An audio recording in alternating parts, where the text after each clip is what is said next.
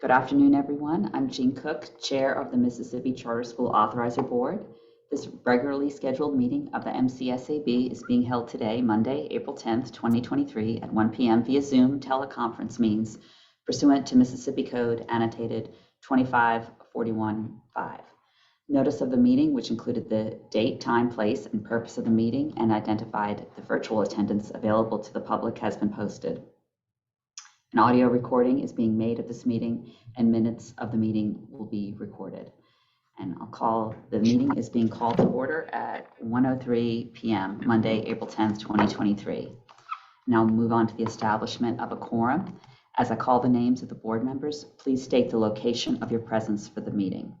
I'm Jean Cook. I'm present in Jackson, Mississippi. Lee Durrett. Present in Tupelo, Mississippi. Thank you. Don Hinton.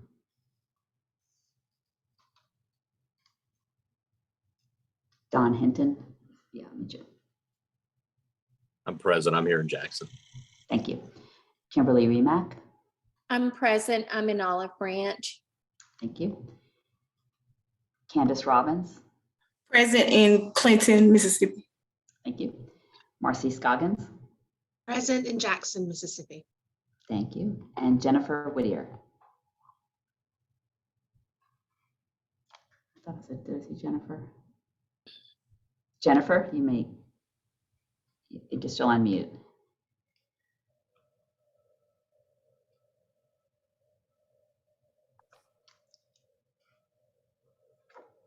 Jennifer?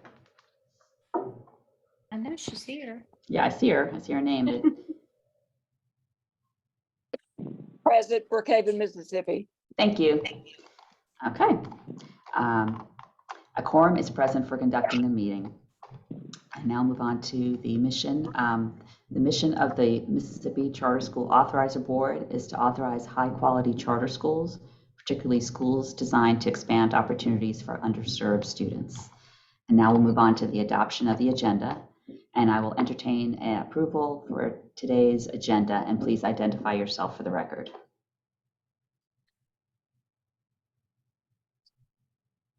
Jennifer Whittier, approve. Motion to approve. Thank you. Can I get a second? Second, Kimberly Remack. Thank you. Is there any discussion?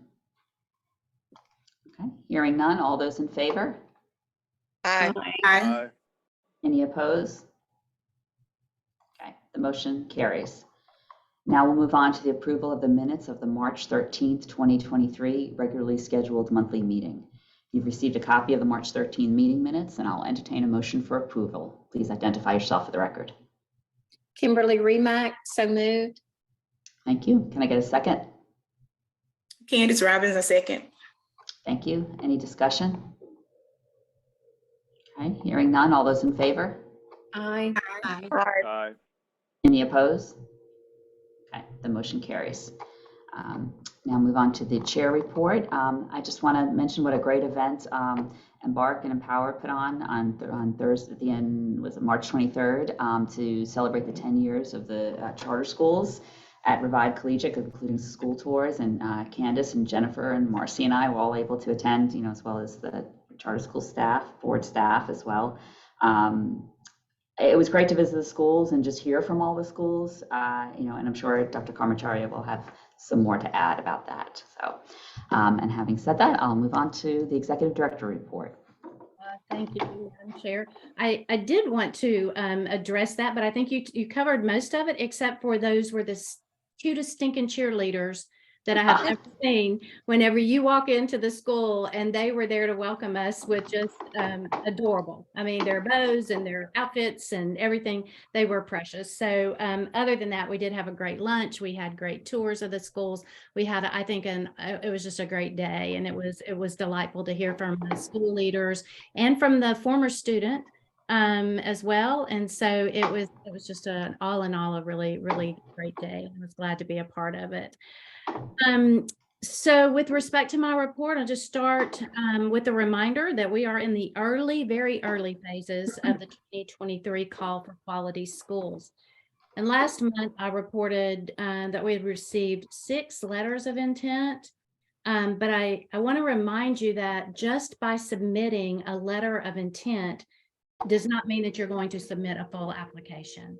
And we hear a lot about the number of letters of intent that the authorizer received and has received over time. But that's all that is. It's just an interest. It's just I'm kind of interested and here's what we're thinking. It does not necessarily mean that you're going to submit a full application. Now, we have reviewed those letters of intent, and we have 4 applicant teams. Jordan, if you would click on that, please, so the general public can see. We have 4 applicant teams who are eligible to move forward and submit a full application. And those applications are not due until May. But we have Baskerville Squared Inc., and he or they are a repeat applicant team, this time proposing a school in Noxubee County. We have Clarksdale Collegiate, also an existing operator and a repeat applicant proposing a high school in Clarksdale. And then we have Level Up Learning Center, also a repeat, proposing a school to locate in Greenville, and Rehoboth Learning Center. And I mentioned this last month, a repeat from several years ago before I came on board, but to open a school in Kemper County. And all of those schools are eligible. They have submitted all of the documentation, and they actually attended a webinar on March 31st, where I was able to give them a detailed look at the charter application. We dove into just the general funding sources and talked about what funding sources are available to charter schools and shared important dates. I will follow up with them on a more detailed how to do your budget kind of thing and taking into consideration what MAEP looks like, what your student-based cost looks like, how to budget when MAEP is not fully funded, and take a deeper dive into that, and they will have access to that going forward. So it certainly has been another busy month for us. We have been working with the indicators of distress. That is the work that's ongoing. And just as a reminder, this is where the select group of authorizers are looking really closely at an operating school in their own portfolio. And we're looking for early warning signs in areas of leadership and governance and financial operations. And it's all in an effort to build practices so we can differentiate our support and oversight. And that in hopes of helping them before something happens and they're identified as a TSI or a CSI school. And that's a targeted school improvement or a comprehensive school improvement. So you want to get to that long before children are actually impacted. And that's what the work and the research around the indicators of distress is. We've also completed the data collection and the work on the new school application project for NACSA. That information is going to help inform research while NACSA is rethinking the new school application. We'll continue to dive into that and analyze together the findings from all of the data that we've collected. And we'll be looking at things like the number of applications that charter authorizers are receiving, trends in school models that authorizers are receiving, reasons why applicant teams are either denied or approved. So that's an ongoing, you'll remember that's about a year-long commitment of work, as is the indicators of distress. Additionally, we're working with a financial group out of NACSA. This is a really unique group that's made up of authorizers, funders, CPAs, and financial experts. And what we're doing together on a monthly basis is looking at audits. We're looking for trouble spots. We're looking again for early warning signs where schools might need support or additional oversight. We also participated in the CSP project directors meeting. This is primarily in preparation for the annual report, which is coming up in May. Typically that is due in April, but they moved that to May, which gives us a little more wiggle room in terms of trying to get that report ready. We continue our meetings with schools in pre-opening, and I'm happy to report today that Instant Impact has secured a facility. So that's a real win for them. They thought they had one, then they didn't have one, and now they have one. So they are back in good stead now with a facility. So that's wonderful news for them. We also had a meeting with BASIS, and that was just to discuss the legislative annual report. You guys have the high-level findings from the annual report. Jordan, if you want to click on that for just a minute.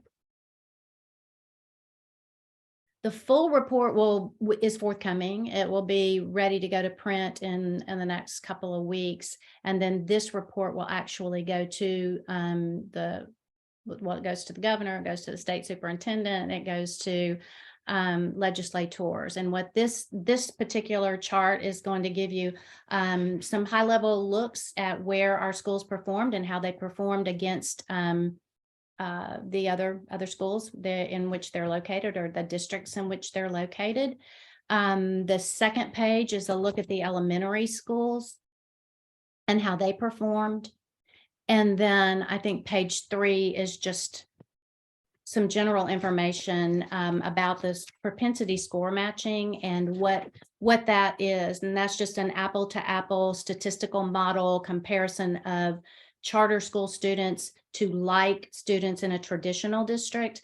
And you can see the numbers. They have to have a significant number to be able to get quality data to analyze. And so you can see we had over 1,200 charter school students and 353 charter elementary students to compare. So it was a good solid number to compare our data to, and to compare the overall performance and determine whether or not there was statistical significant difference in matched students.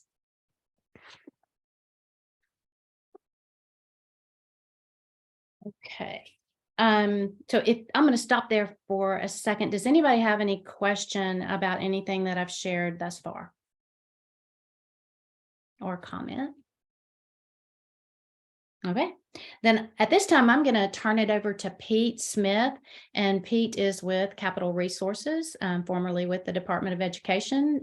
Most of us know him well, but I'm going to ask him if he would just to provide a brief update on the legislative session, talk about how he feels like things went and what we can do better to make it even more effective for us next year.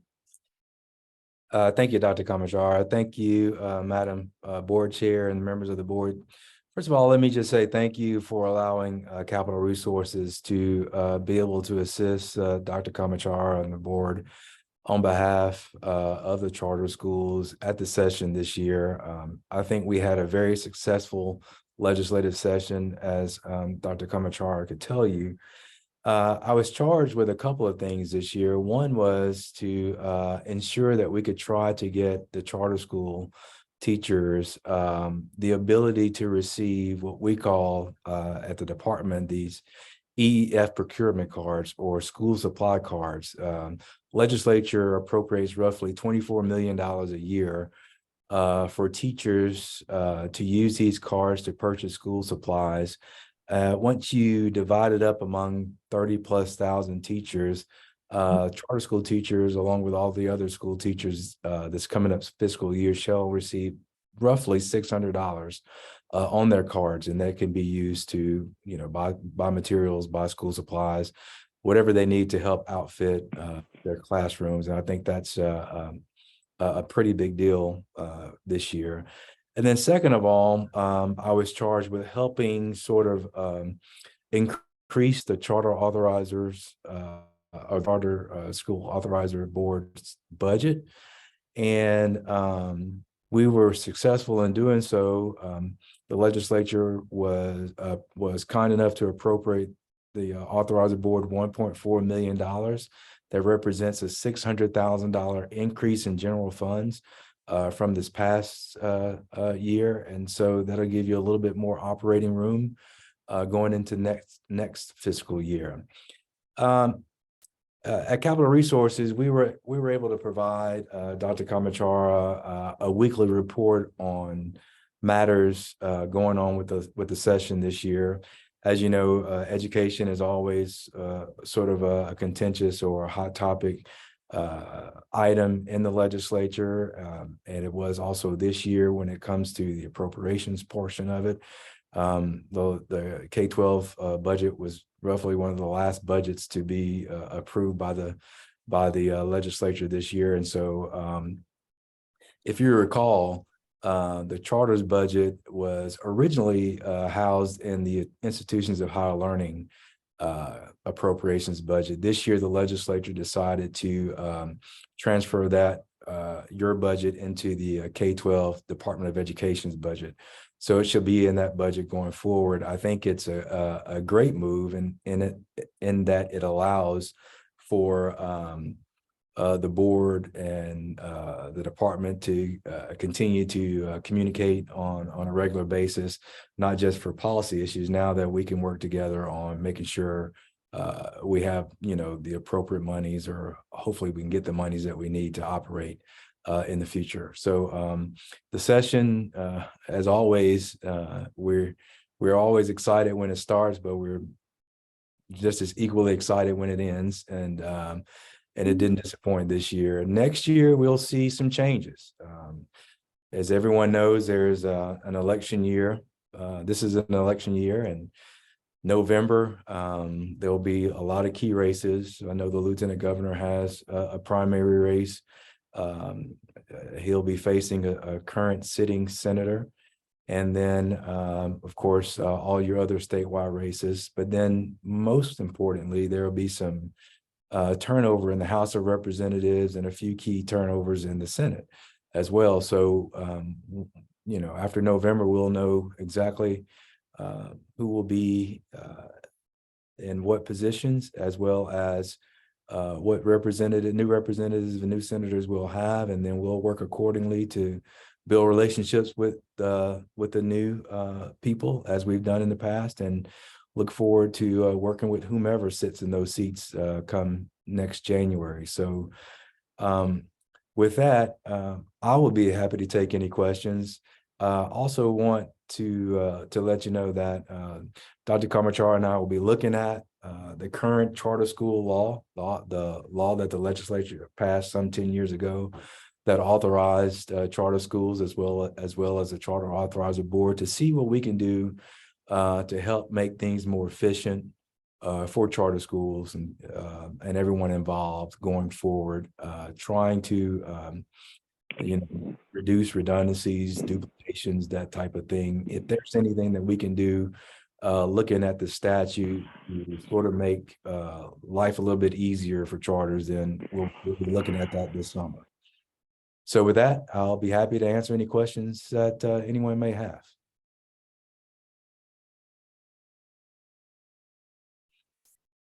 And if not, again, we appreciate the opportunity to be able to serve the charter board, as well as work on behalf of students in the charter schools that we have here in Mississippi. Thank you. Thank you, Pete. Nobody has a question? Okay. All right, very good. Then I'm going to ask Amy if she wouldn't mind filling us in on a couple of things from her side of the world.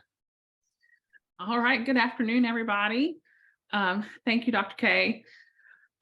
Just letting y'all know, late last week, the AG's office issued an opinion regarding the authorizer's ability to administratively consolidate 2 schools into one single charter contract. They said that the authorizer does indeed have the authority to do this. And however, while they did say that, it will likely take us some time to develop a policy to govern the process with so many moving parts. The staff would discuss this, and we believe that with all that must be accomplished involving the timing of requests for funding and the disposition of student records and equipment, just to name a few, that any consolidation would need to happen at the beginning of a school year, with the preparations for it stretching out in the months ahead of that consolidation. With that being said, the earliest that we believe this could be accomplished, the actual consolidation, would be the 24-25 school year, with all of that preparation coming well in advance of that. And the staff will begin work on that policy as soon as possible. In other news, I am happy to report that our first governing board training went very well. We had Mr. Tom Hood, Executive Director and General Counsel of the Mississippi Ethics Commission, give training on ethics laws, open meetings, and public records. it was very well done and well attended, and we're very happy about that it went well. There is a link to the recording of that training in the April newsletter, should you need to see it. With that, we can also get you that link if you just want to email us, we'll send it along. If you'd like to watch that. Also, in our continued effort to offer training to our governing boards, we have another training set up for the afternoon of June 8th with Mr. Jim Ford, who will cover best practices for charter financials. And I will send out an announcement about that training to the governing board chairs and to the school leaders soon. So be on the lookout for that. Thanks so much. And I'll turn things back over to Dr. Karmacharya. Okay, thank you, Amy, and thank you, Pete. I appreciate both of you and all the work that you do to support our work. I think that's it for the executive director's report, and we can turn it back over to the chair. Okay, thank you. All right, I lost my screen where my script was. Okay. All right, now we're going to move on to the financial report. Ms. Denise DeRossette will deliver that.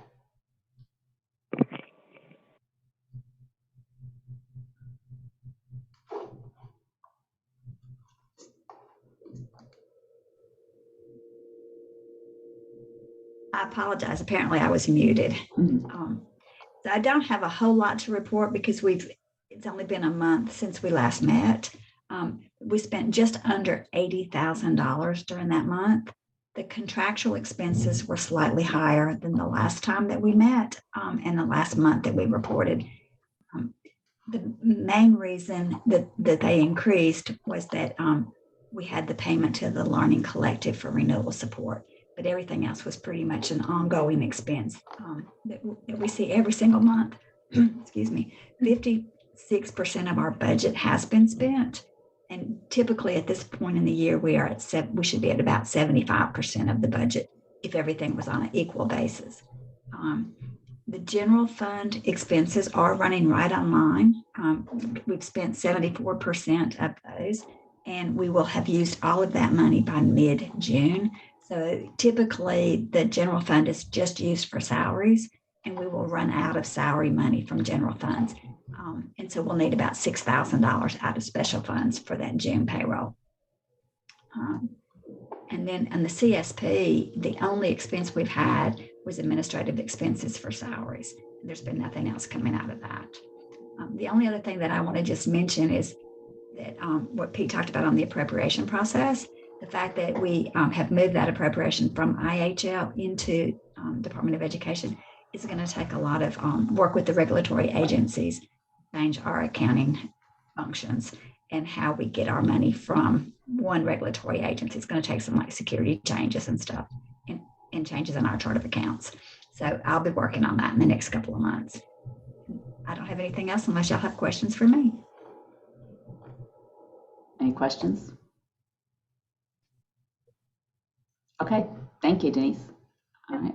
Thank y'all. All right, next we'll move on to committee reports, and Jennifer Whittier will give a report on behalf of the Performance and Accountability Subcommittee.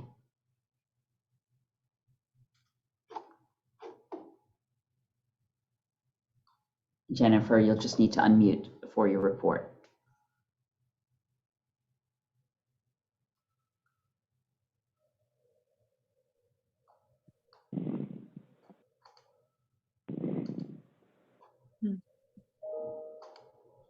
Jennifer, we can't hear you yet.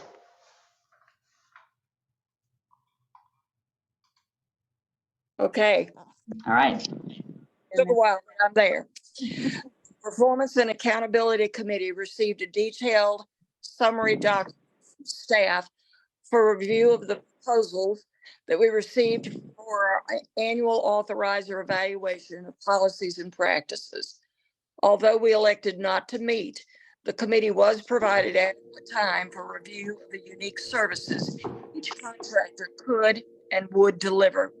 Staff did a thorough landscape analysis of the proposals, including comparing and contrasting deliverables, timelines, budgets, and a willingness to align closely to MCSAB's needs.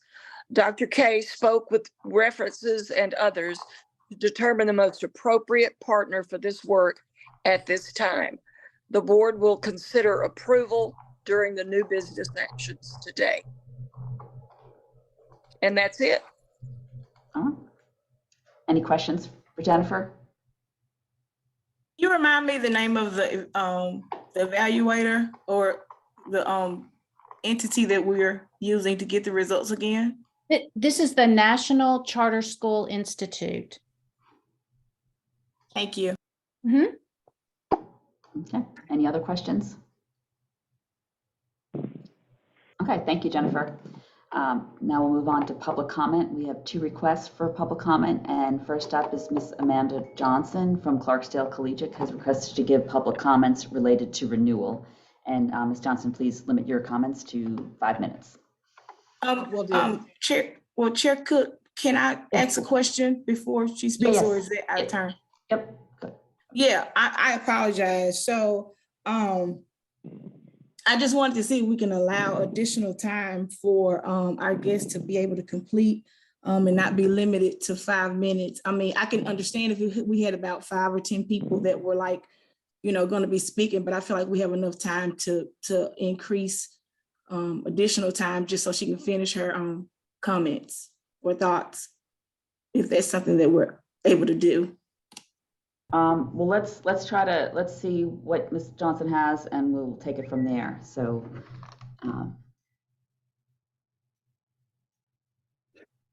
and then anything else that exceeds the 5 minutes, you can submit to us in writing too. I know you've already submitted response to the renewal recommendation. So we have all that in writing. So anything in addition you want to say, so I'll hand it over to you, Ms. Johnson. Sounds good. Thank you so much. I appreciate getting the opportunity to address you this afternoon. I did want to address you all and pull out a few important information before you have a discussion and a vote regarding Clarksdale Collegiate's renewal application.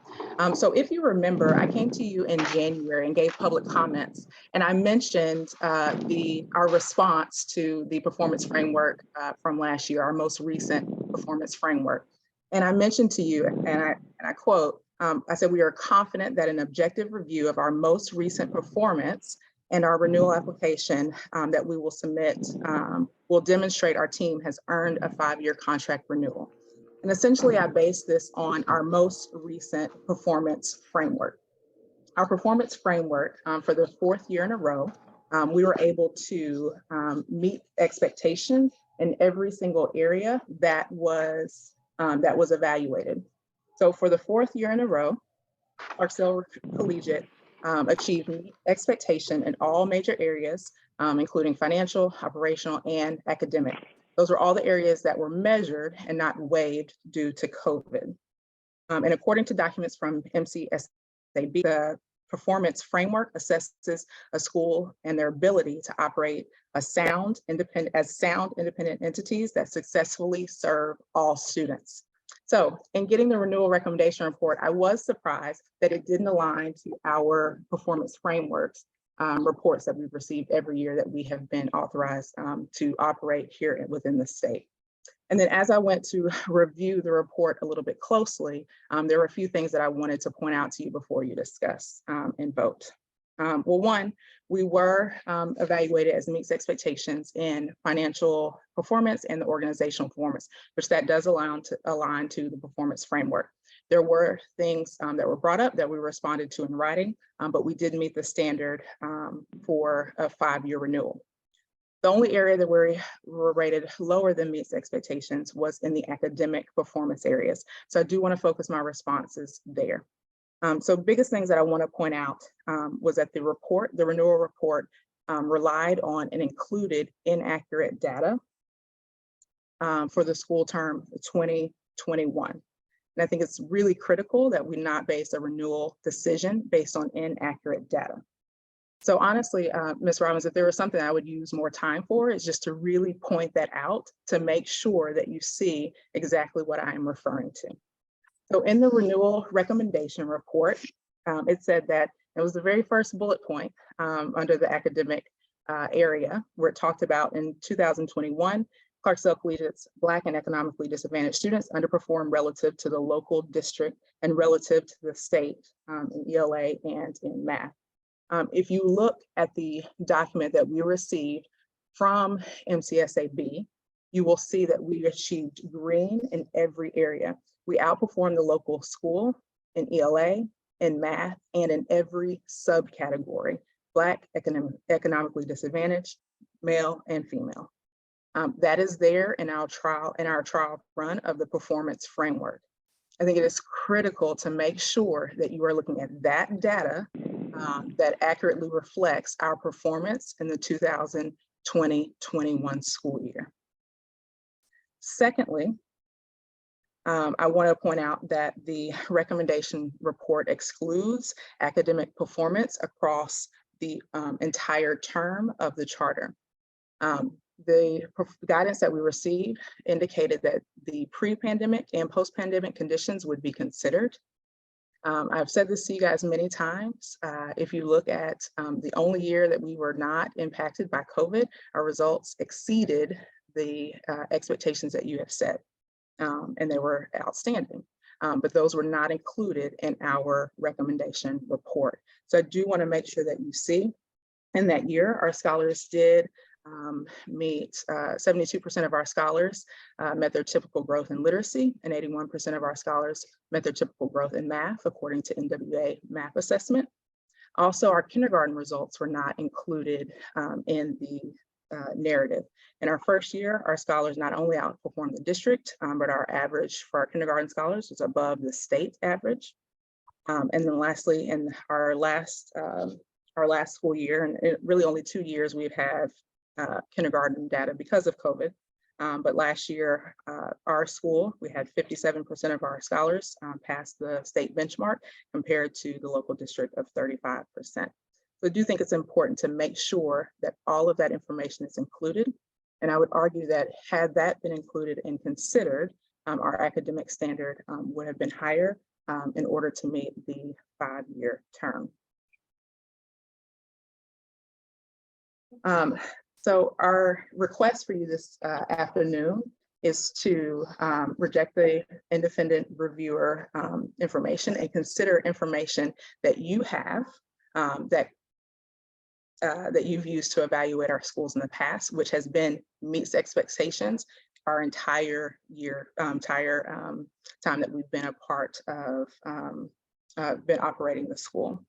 So we do ask that you reject the independent reviewer's recommendation and renew the school for 5 years based on the performance frameworks from your office that you have provided us, including, I hadn't seen the high level data that you guys just looked over, where it looks like our impact compared to non-charters is higher than any other elementary school, including the school that received a 5-year renewal recommendation.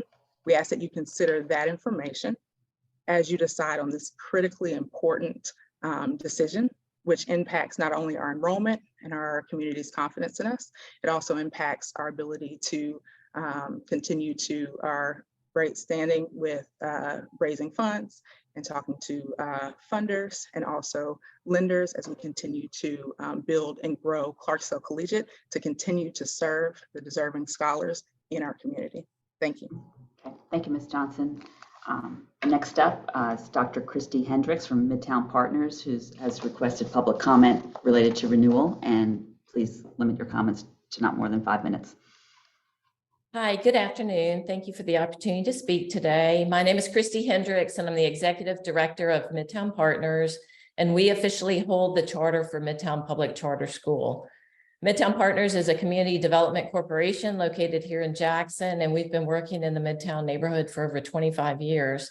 We focus on providing comprehensive services to families, and education is one of those cornerstones that we focus on. Today, I'm asking consideration 2 areas as you take action on the renewal of Midtown Public. The first deals with the kindergarten, which is scheduled to open this fall. That understanding that it's imperative that we start working with students earlier rather than catching them once they're years behind, as we have found. We officially made a request to the authorizer last fall to open 2 sections of kindergarten. The Charter Authorizer Board officially approved this request on December 12th of 2022.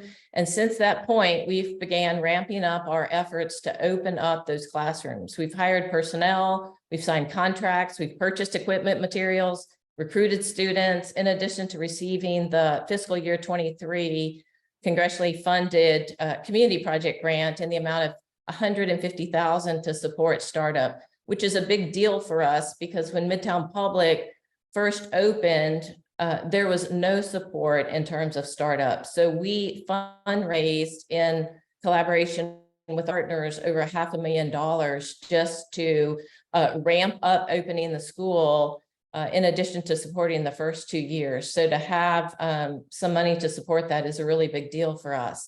So I would ask that our current contract as it is be considered for renewal today without deleting grades that we've already been approved for. The second request is related to the 3-year versus 5-year term, which the 2-year difference may not seem as though it's significant, but it is as it relates to our ability to secure facility funding, and securing facilities is a challenge for charters within the state. Charters are still considered new within Mississippi, and traditional financing institutions are hesitant to loan money based on our contract terms. We were able to secure the first loan for our initial building only because Midtown Partners backed that loan, and we also had a co-signer for that loan. So standalone charters, it's very difficult for us to secure funding. We were, in addition to that, we also we were the only charter that applied and received an intent to fund from the Emergency Facility Revolving Loan Fund, which offered districts throughout the state an opportunity to apply for up to $1 million at 0% interest for 10 years. 0% interest for 10 years. That's a remarkable opportunity for schools to be able to take advantage from.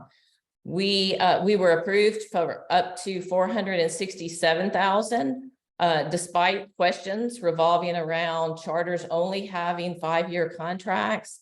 We're still negotiating those terms, but without a doubt, a 3-year contract will all but diminish our ability to take advantage of this funding, in that we would not have the ability to pay it back within 3 years while still meeting our fund balance obligations per the framework.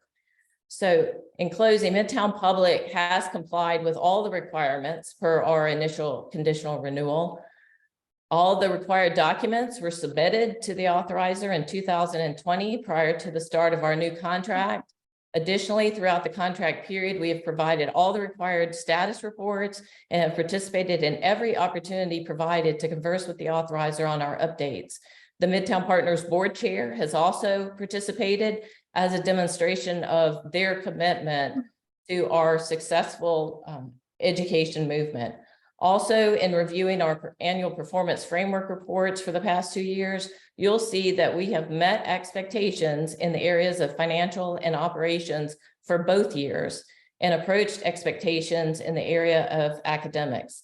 And considering all of the information, I would ask that you consider renewing Midtown with the grades under our current contract for kindergarten and 4th through 8th and for a 5-year term. Thank you. Thank you, Dr. Hendricks.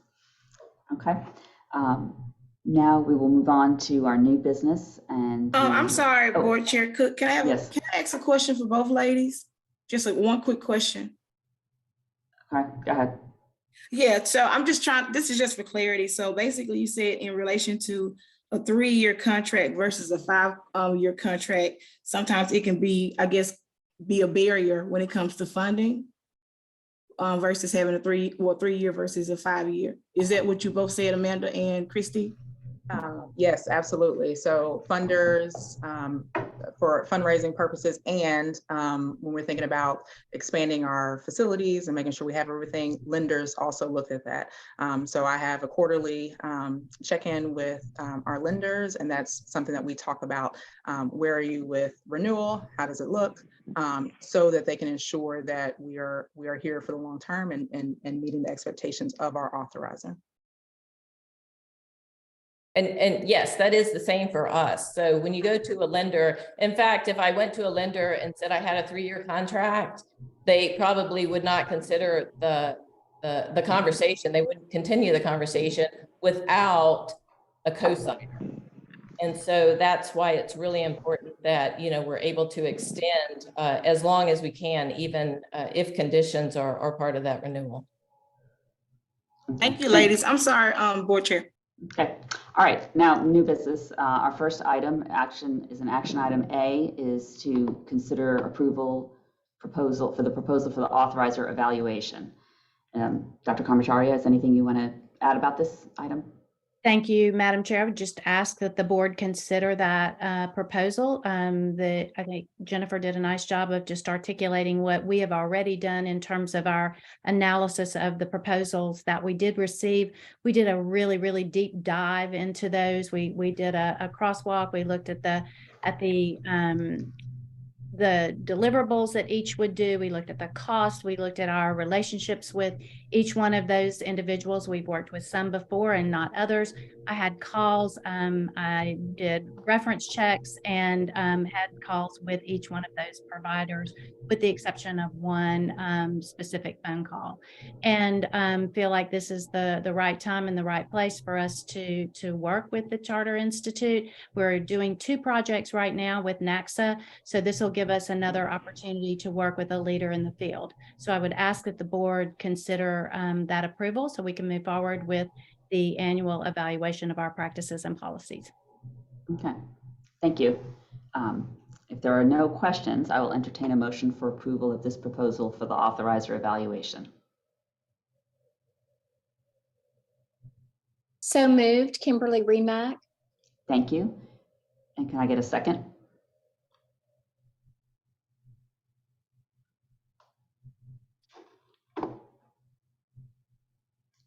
If anyone has seconded while muted, we didn't hear it. So can I get a second?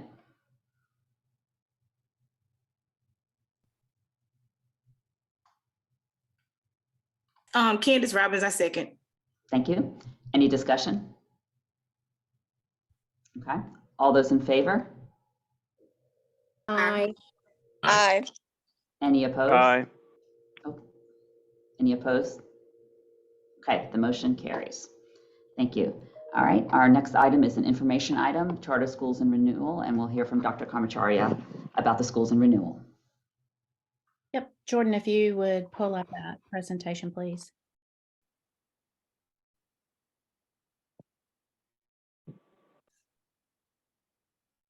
Before I start the presentation, I just want to say I appreciate both Christy and Amanda's comments and respect them greatly for what they do each and every day on behalf of the children.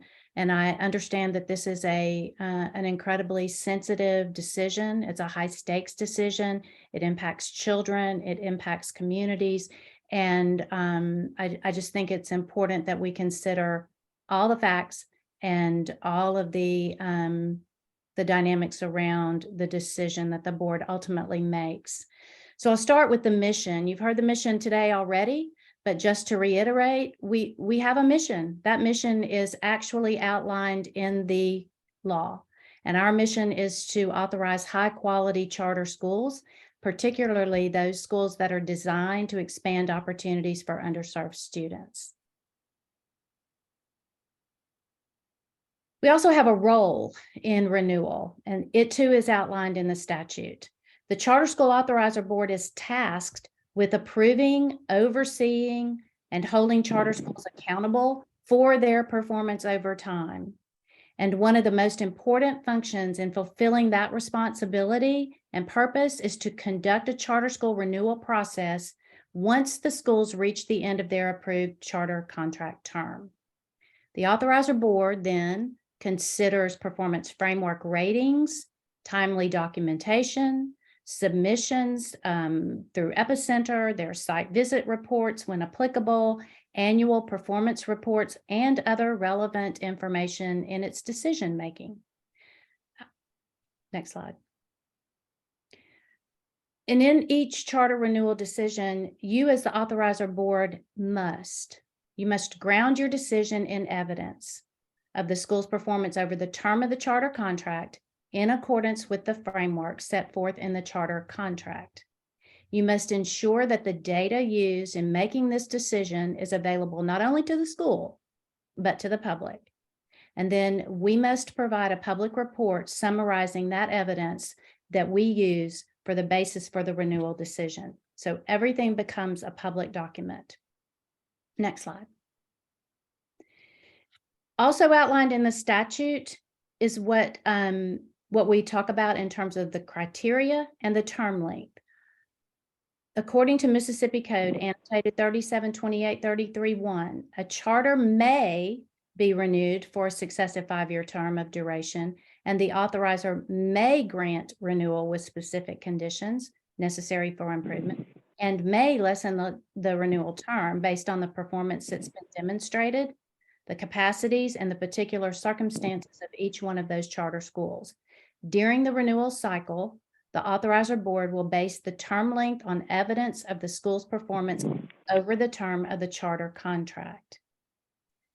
The next slide outlines that for you. This particular slide is in the renewal guidance and application. And if you look at the column on the left, academic expectations, if a school meets or exceeds, your term length may be renewed up to a 5-year term. Your school may be renewed.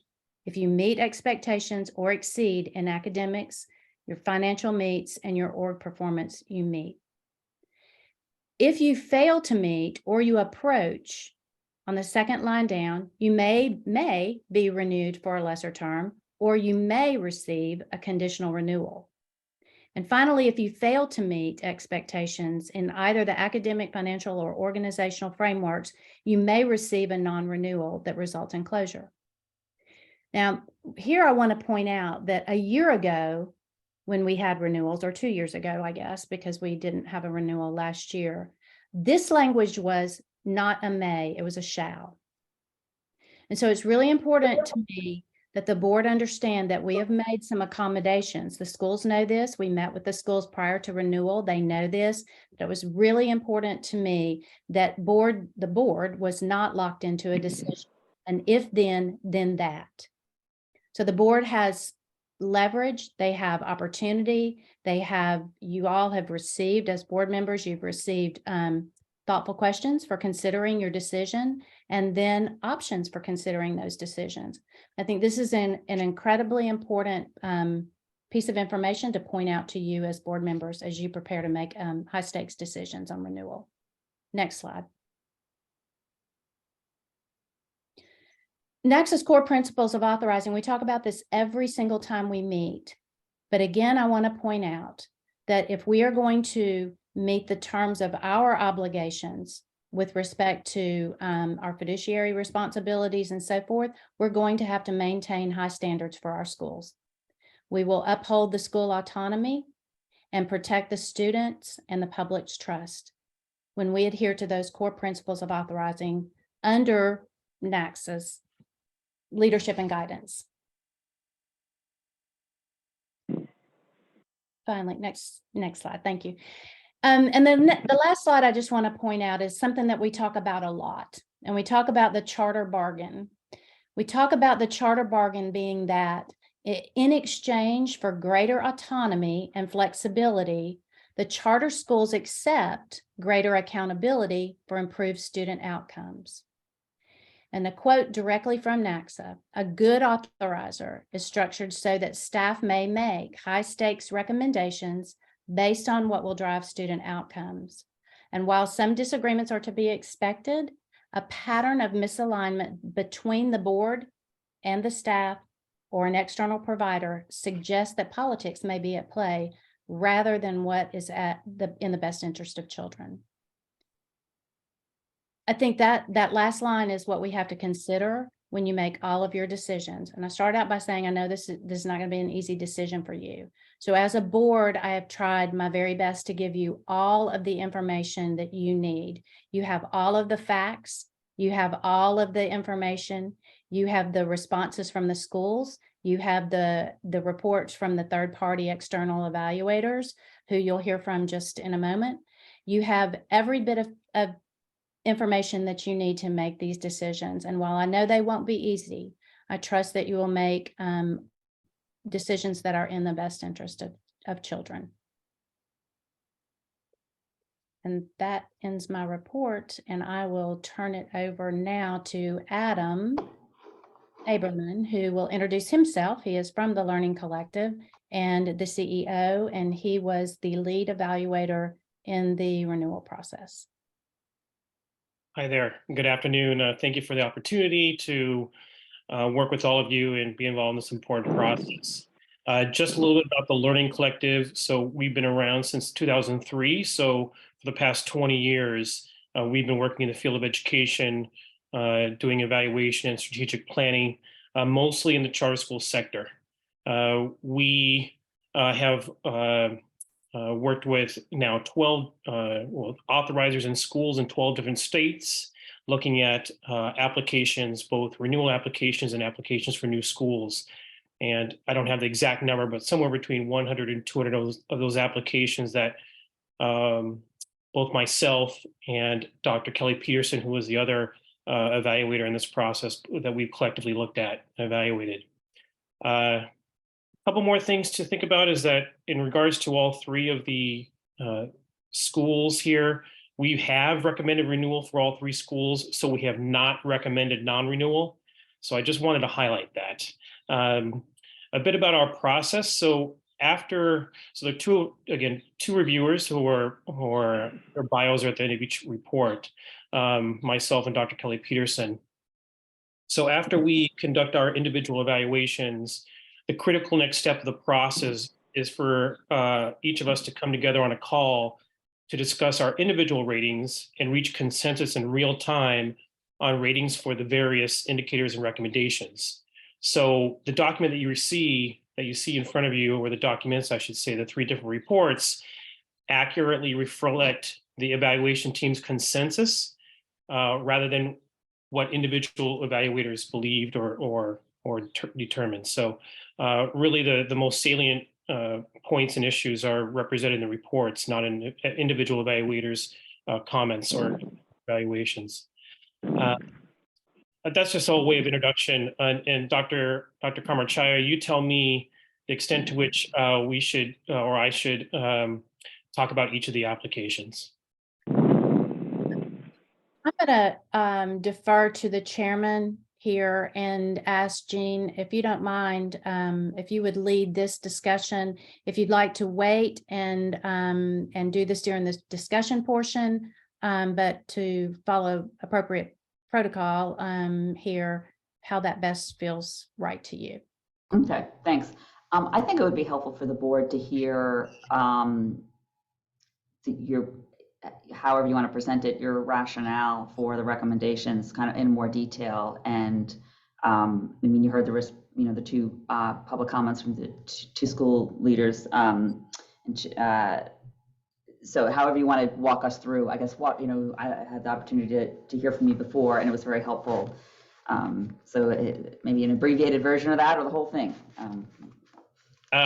Yeah, I will try. I have a tendency to talk quickly, so I will try to talk not too quickly, but kind of similar information I presented with you previously.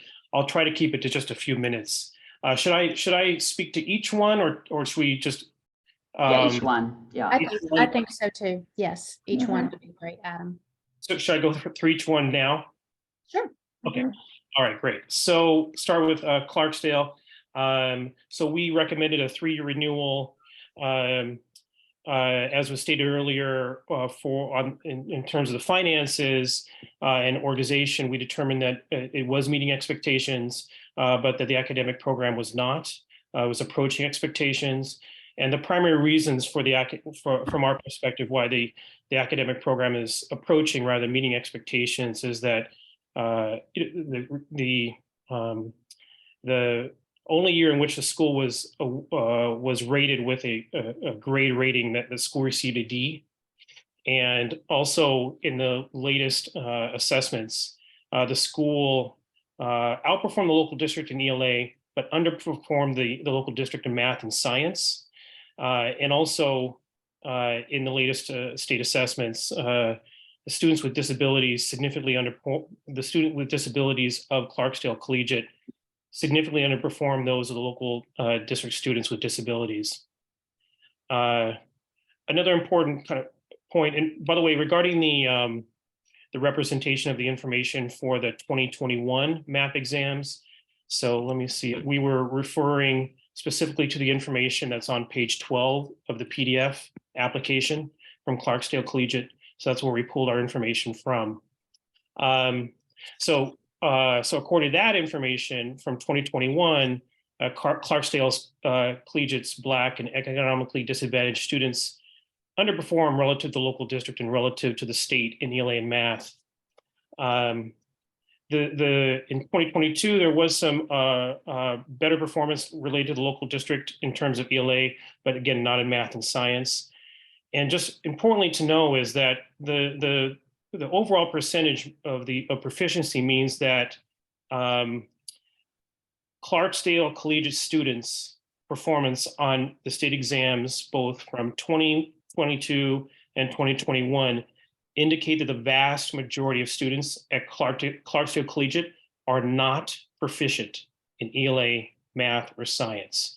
So thinking again about the charter bargain that Dr. Kamarchaya referred to, it's an equation that greater autonomy plus greater accountability is supposed to equal significantly greater student outcomes. And in this case, that was not the case. So that's why we rated this as approaching. On the academic side, let's see, what else is important to mention about finances? Again, we rated it as meeting expectations for financial performance. And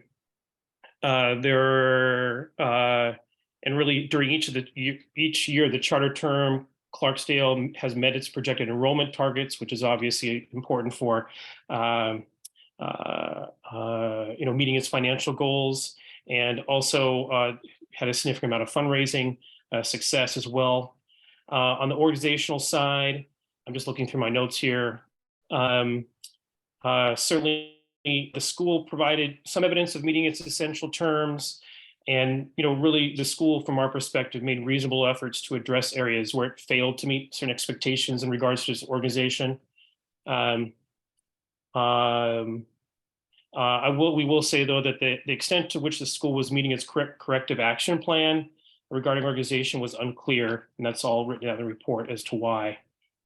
In terms of future plans for the school, a couple of important notes was regarding their future fiscal plan, we rated that approach's expectations in part because the fund balances at the end of every year are quite small, and less than $10,000 a year projected for years 1 through 5. Though the school has a history of successful fundraising to date, very significant successful track record to date of fundraising, there was no plan included in the report, in the application, I have to say, for how the school plans to fundraise in the future. So those are the primary things I wanted to bring up, or some of the highlights of our evaluation of Clarksdale. Just give me 1 second. I want to just pull up. I could speak to Midtown. Before you go to the Midtown, can you just see if anyone has questions about Clarksdale for you, any board members? Yeah, I have a question. Uh-huh. So you mentioned about the performance, the academic performance not being proficient in certain areas in 2021 and 2022. And I know COVID happened in 2020, so I would assume the scores would affect for 2021 and 2022. Did you guys consider that in your findings? That's a good question. We certainly did. And that's one of the reasons why we recommended renewal rather than non-renewal.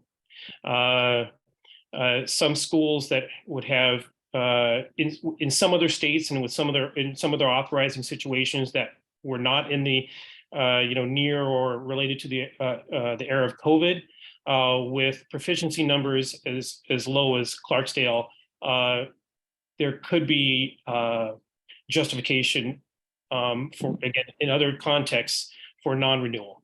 But certainly COVID, we realize, we understand, we spend a lot of time. We not only look at applications for new or renewal schools, we spend a lot of time in schools themselves. And we understand, we've understood firsthand how COVID has affected students and schools, and it's going to be for several years to come. So it's certainly an important factor, and one of the reasons why we recommended renewal rather than non-renewal.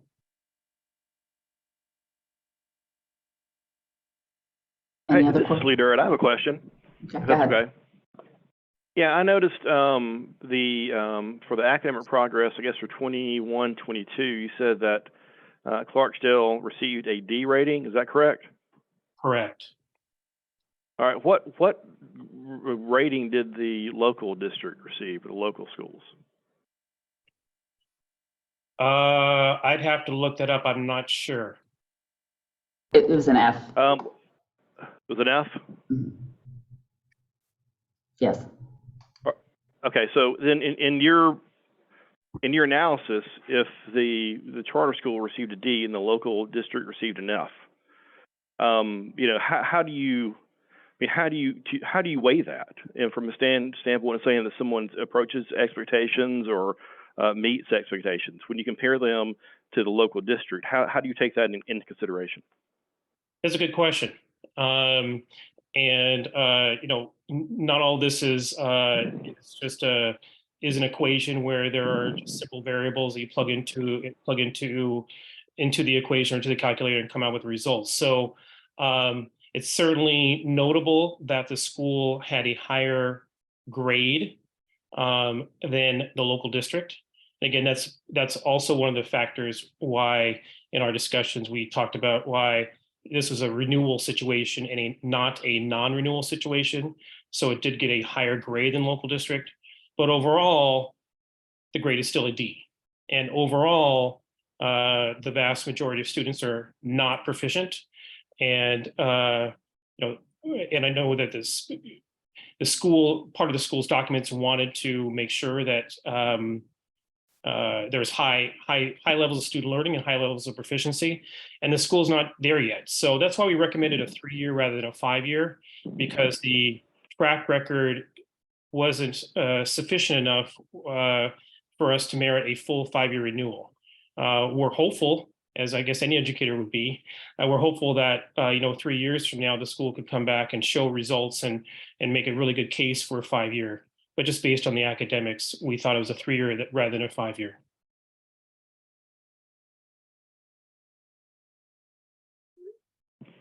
Any other questions? I do. I may be Okay. working off some information that may be incorrect or maybe it's old information, but and I could be totally wrong, but I'm not sure. So that's why I'm asking. So I know when COVID came, didn't the school districts in the state of Mississippi, didn't they not do any testing? Or they didn't count the testing like for a year or two or something like that? That's the first question I have. And I believe that's the case, but I'm going to refer to Dr. Kamarchai on that to give the exact timeline on the state assessments. And the reason why I'm asking is because if we're using this, the testing, and that was kind of like voted out, or they weren't really using that as an expectation because of COVID, I'm just curious as to yeah. So yeah, I hope I was able to ask that question in the way I'm trying to. Yeah, and so I'll let Go let me ahead, just Adam. the last question, and then Dr. Kamarchai, if you could answer that specific question around the timeline. It's a good question, and so that's why we really came to the conclusion that the academic success at the school is not fully determined yet. And based on the evidence we had, the indicators were that the school was not providing the students the level of learning that they should. But that's the reason. So anyway, the track record. We don't have 10 years of the track record here. We have, since COVID, we really have these 1 or 2 years. So I guess since you used the word, you stated that if it's fully not been determined, how do you, I guess I'm just still trying to figure out how did they end up coming to approaching and they didn't meet expectations if you said it hadn't been fully determined.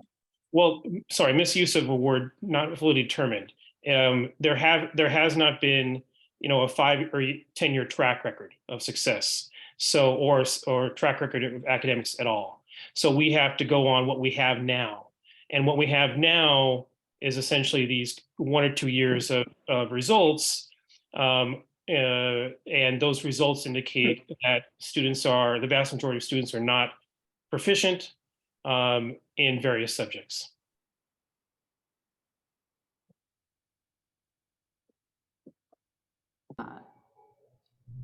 Any other questions from board members?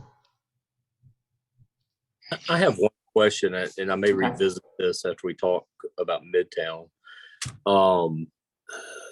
I guess it's the 3-year period. I mean, we seem to be talking about 3 or 5 years. 4 doesn't seem to be entered into this. I mean, we're treating the 3-year schools exactly the same.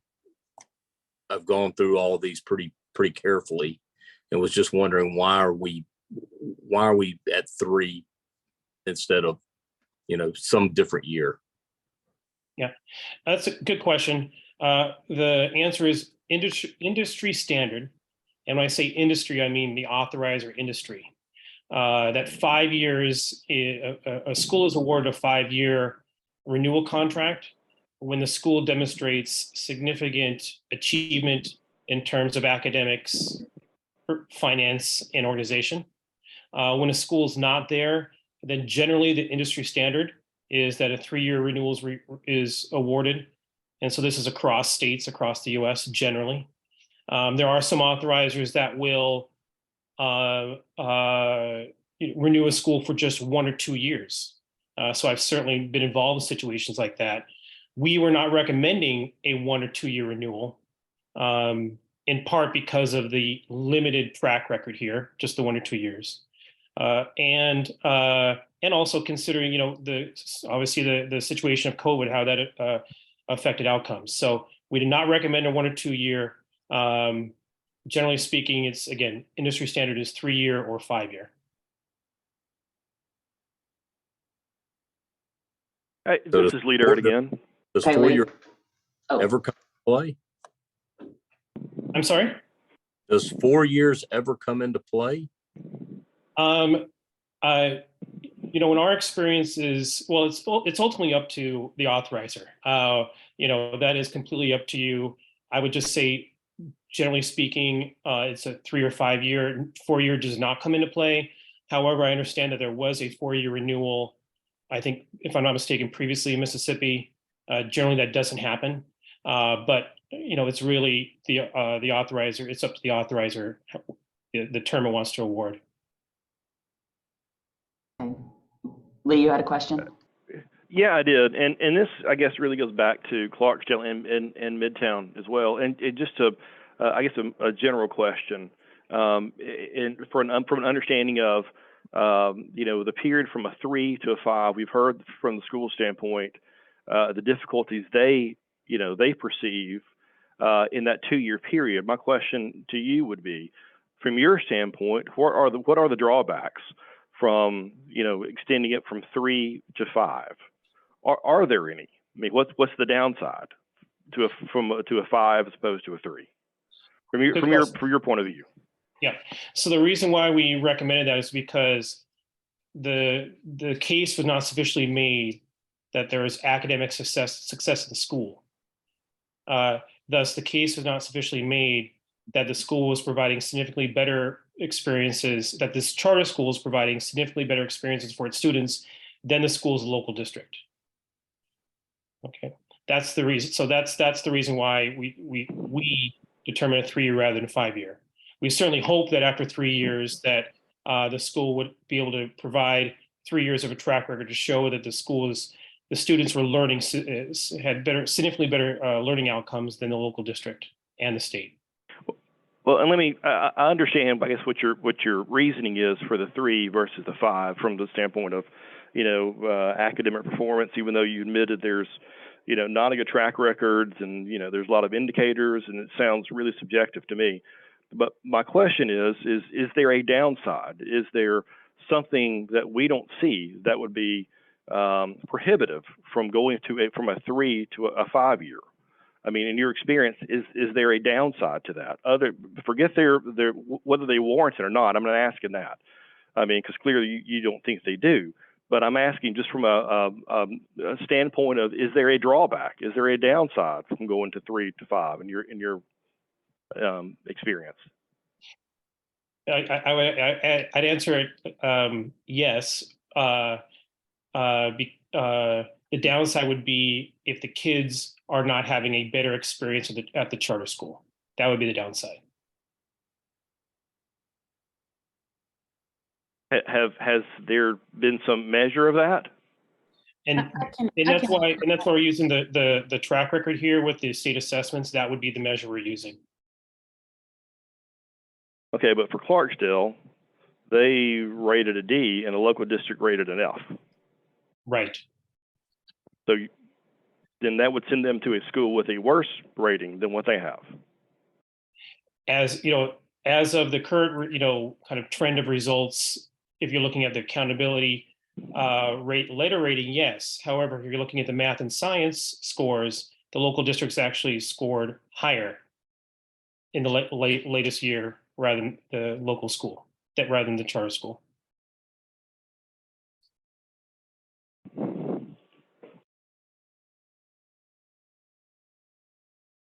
Dr. Comachari, did you have something to add to that? Just a couple of things.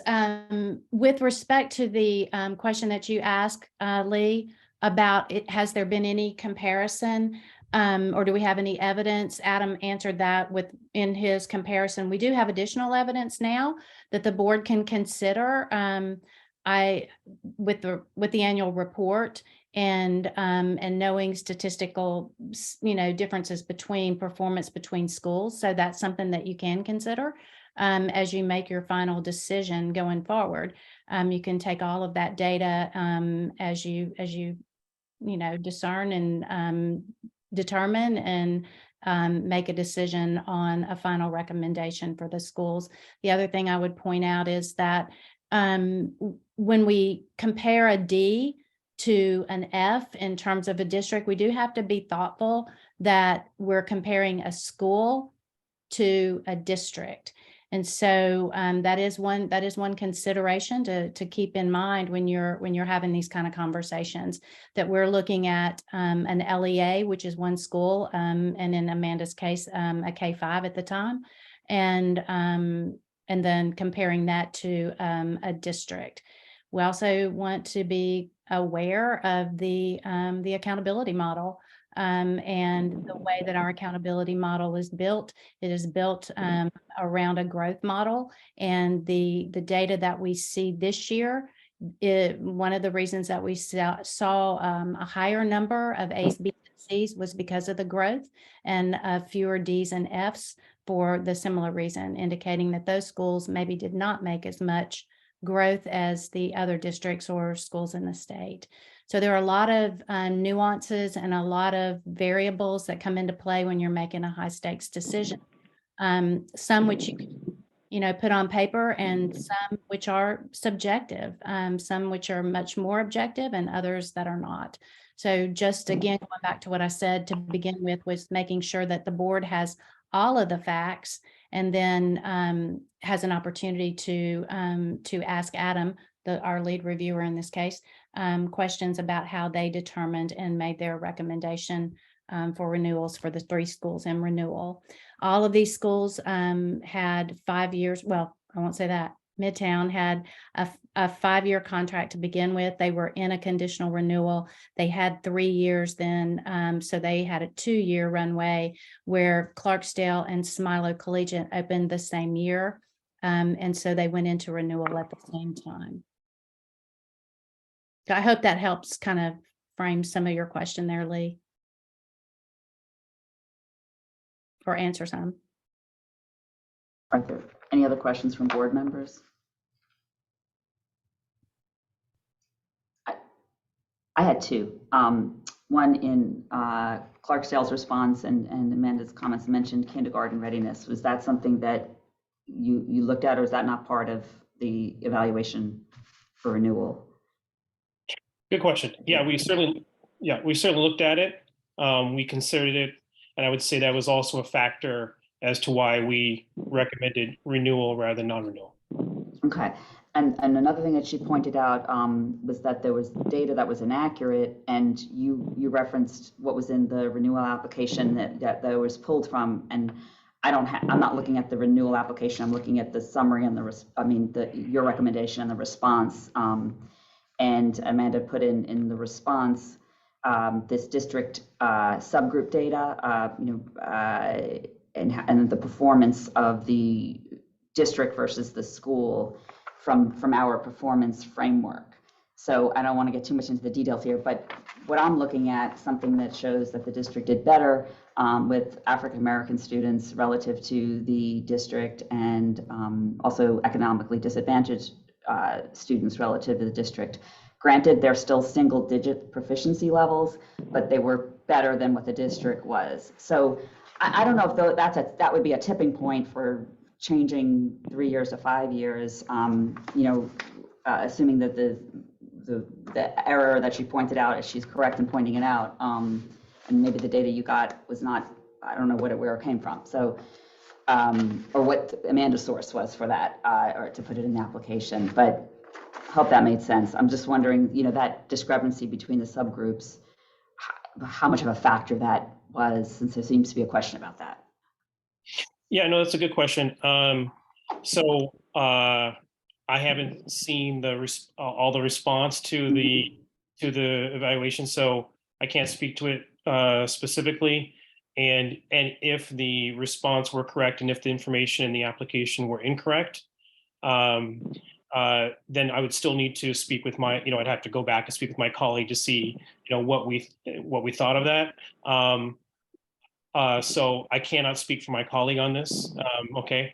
But I will say, just from my perspective, having done this for a long time, the school still has doesn't have in the latest year, which is, a couple years removed from remote learning, or at least a year removed for remote learning. The school did not receive an A, B, or C rating. It had a D rating. And again, the vast majority of kids are not proficient, and even less so in math and science in local districts. So I don't know what we come to as a group in regard to that, but I would say it may not still tip it. But again, it's renewal. And so I don't know. We're just pulling information that was presented to us in the application. Understood. Okay, thank you. Are there any other questions from board members on Clarksdale?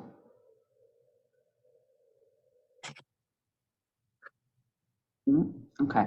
All right. Let's move on to Midtown. Okay. Well, I see it's a hand raised. Do we respond to that, or it's a hand raised? I'm not sure. It's the public comment period's over. Amanda, if you have a burning question or comment you want to put in the chat, we'll look at it. But this is part of the board business time of the meeting. Okay. Hi, Anna. Should I continue on with Midtown? Yep. Okay. 1 minute. Okay.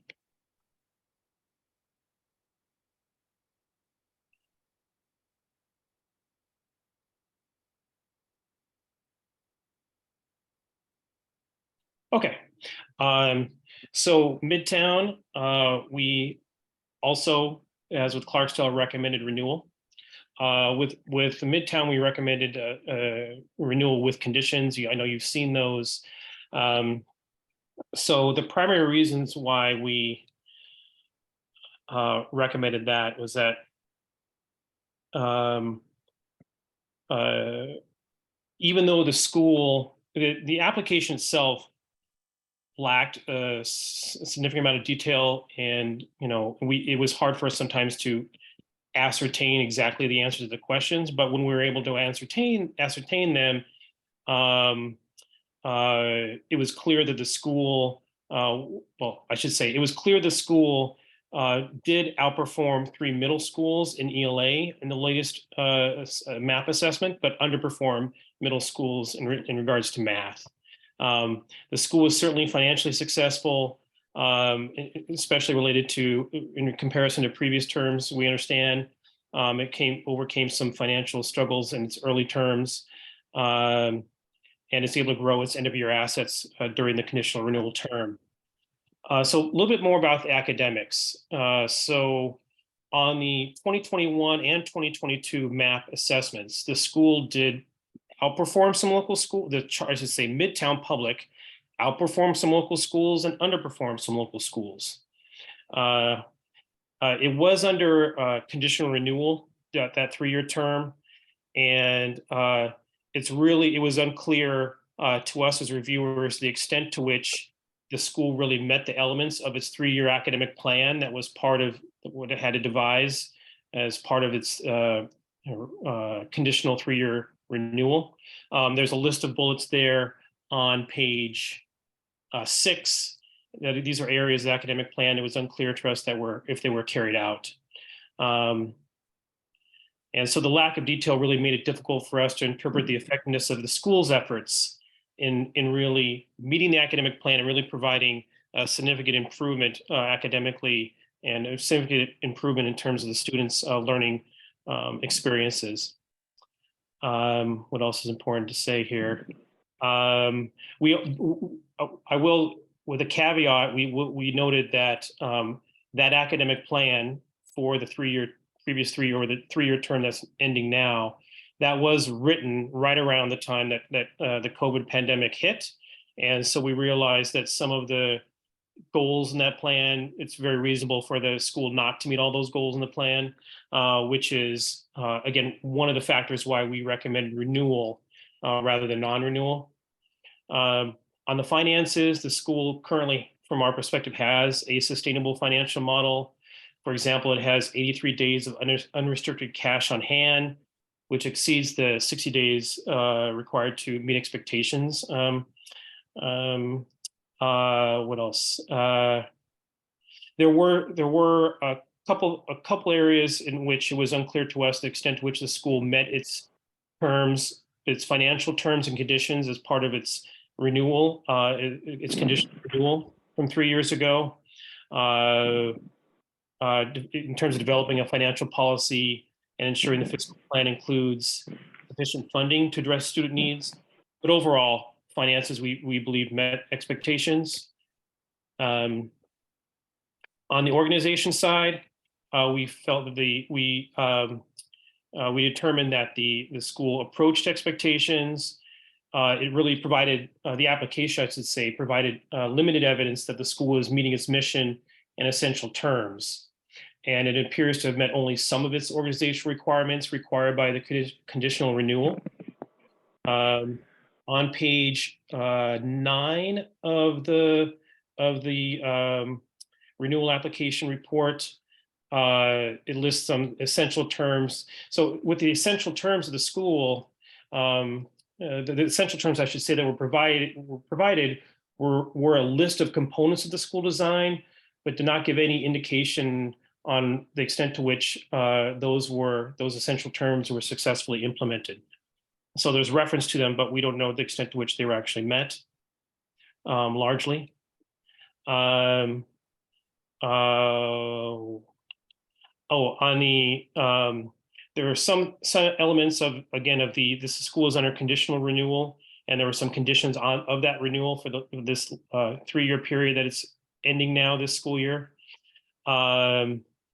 One of those was, if you look at the very last paragraph on page, right, that's page 9.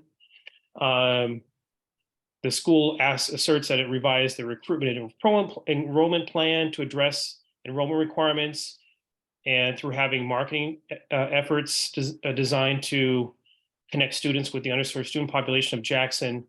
But no evidence was provided as to, but that's of note. but no evidence was provided as to whether Midtown Public restructured its governance plan to ensure that all board members were sufficiently knowledgeable. So those are the primary. So I could speak a little bit to the reasons for those particular conditions that we recommended. Because looking at conditions 1 through 4. So condition number 1, because the previous academic plan developed in 2020, it was the extent to which that was achieved and it was unclear, and most of the elements in that plan seem to not have been achieved from what we could ascertain. So our condition, or our suggested condition for renewal this upcoming term would be that in collaboration with MCSAB, that Midtown Public develops a 3-year plan, another 3-year plan, but this one would have very specific and measurable goals, i.e. SMART goals. And so not only would develop a very measurable plan, but also number 2, that it would develop a plan for monitoring the achievement of those SMART goals. And number 3, that it would report out, so it would work actually, again, in collaboration with MCSAB to develop a plan for monitoring those goals. And then number 3, that twice annually, it'd report out on the progress to meeting those goals. And then fourthly, because the school did not from our perspective, make a significant enough, a compelling enough argument as to highly successful learning experience and learning outcomes for the students, we suggest and recommend that the school maintains its current grade levels and focuses on success in those current grade levels over the next 3 years, and then can make, if the school wanted to, at the end of this 3-year conditional renewal term, could then, make evidence that it provided a great learning experience and outcomes for the students, and then could have an opportunity to make a better and more compelling case for a 5-year renewal at that time. So anyway, that's a lot of information, but that is the summary. Thank you. Any questions about Midtown for Adam?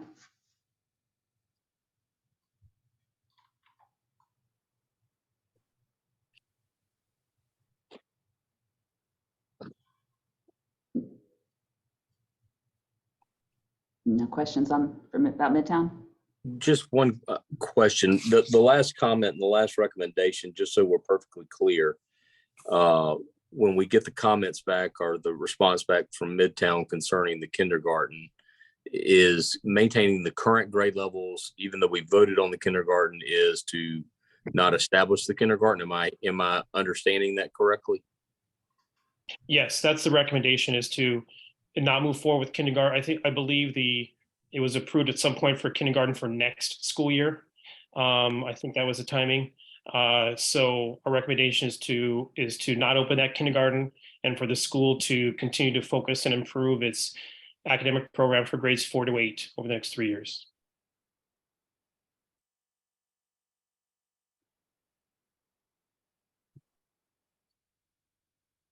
Any other questions? I have a question. Am I muted? Nope, you're good. Okay. So student performance is a strong indicator in your decision for a 3 to a 5-year contract. Am I right? Correct. And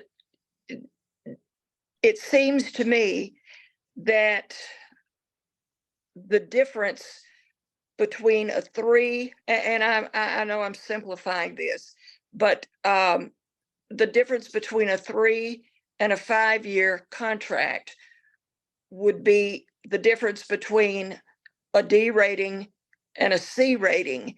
If a school is rated D, they're more than likely to get a 3-year contract renewal.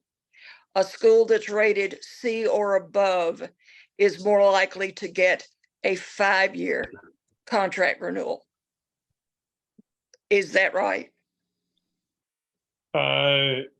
not completely. I mean, certainly those are important considerations.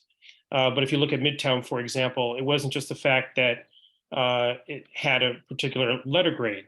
It was the fact that the vast majority of students, again, the vast majority of students were not proficient in reading or math. That means, it's the numbers here, approximately 80% or more of the students at that school were not proficient in reading or math. Okay. But also in Midtown's case, it had a particular academic plan for 3 years, and the extent to which that's for the 3-year term that's just ending now, and the extent to which the school met that plan, some of the evidence that was presented, the school met parts of it, but a lot of the elements of the plan, the school did not meet or did not provide sufficient evidence that it met. So it had a plan, and it didn't really meet it. And then its performance in the most recent state exams was poor. Okay. But a strong indicator in the decision-making process is student performance. Certainly, that's a really important indicator. Okay, thank you. Yeah. Are there any other questions of Midtown? Well, it's maybe a question, maybe a comment, but Okay. in their response, they mentioned about, having students that come in and are already performing low. I guess what do you call students that come from transfer students that are coming in? And so I think one of the ways that they were going to tackle students that are already coming in underperforming was trying to expand by adding the lower grades so that they'll be able to provide high quality education at an earlier school, at an earlier age, instead of waiting until they get to, because can you remind me what grade they started? Is it third grade? 4 through 8. 4 to 8. 4 through 8. And Yes. so, I mean, you could just imagine, coming in as a 4th grader, if you had been at a school for years. And so I don't know, I'm just kind of curious and you may have they may have not shared that at that time, or have you had a chance to see the response, or was the response included before you finalize your recommendation? So good question. So a couple questions there. So the timeline for our evaluation is that we evaluate, we make our recommendations for renewal based on the renewal application and other documents that were available at that time. So this was a January through March timeframe of 2023. So any responses that were received to our renewal recommendation, we did not consider those. So and I'm sorry, your first part of your question was, can you just restate that? It may have not been a question. It may have been more of a comment. I was just speaking on behalf of, I feel like I feel pretty confident in the whole entire reason of them trying to expand to lower grades, was to be able to catch them at an earlier age. So with that being said, and this is probably more of a comment as well, but I feel like it's important and relevant to the conversation. So the times that I've went to other schools, and I've talked to a few of the principals, and I've, asked about, and then, this happens in private schools and other schools. I mean, it happens all the time where you have students that are coming from lower rating schools.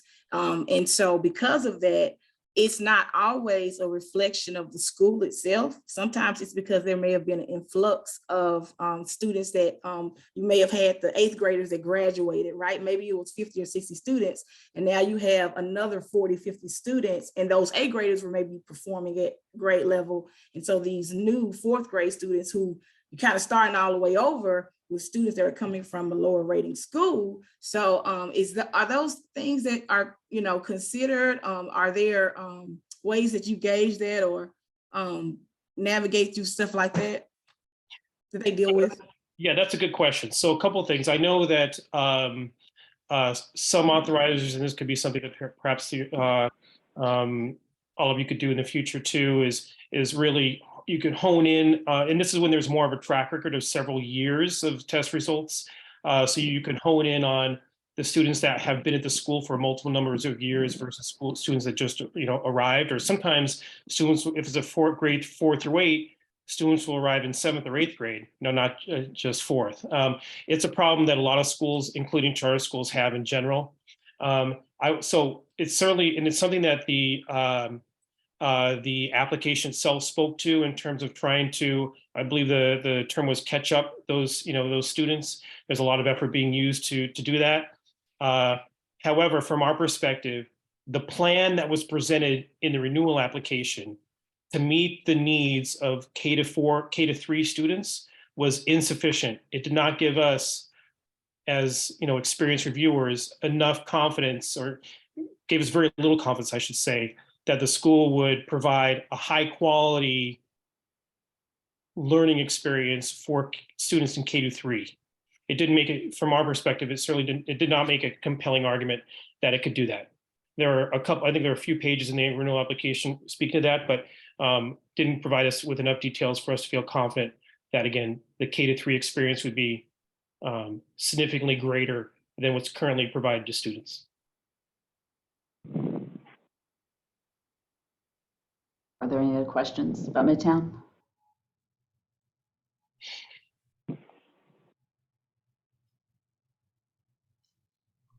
I have just a comment. It's not really a question, but I just want to, for board members to lift this out. When I first read this report and heard Adam presented about the recommendation to not add grades, the first thing that came to my mind was we already approved the kindergarten. And as Dr. Hendricks said, they've taken steps. So that gives me heartburn. I asked Adam, maybe you can expound on that, because that obviously you don't know the background of the whole school and where they are and what their plans are. You're looking at kind of objectively at the renewal application.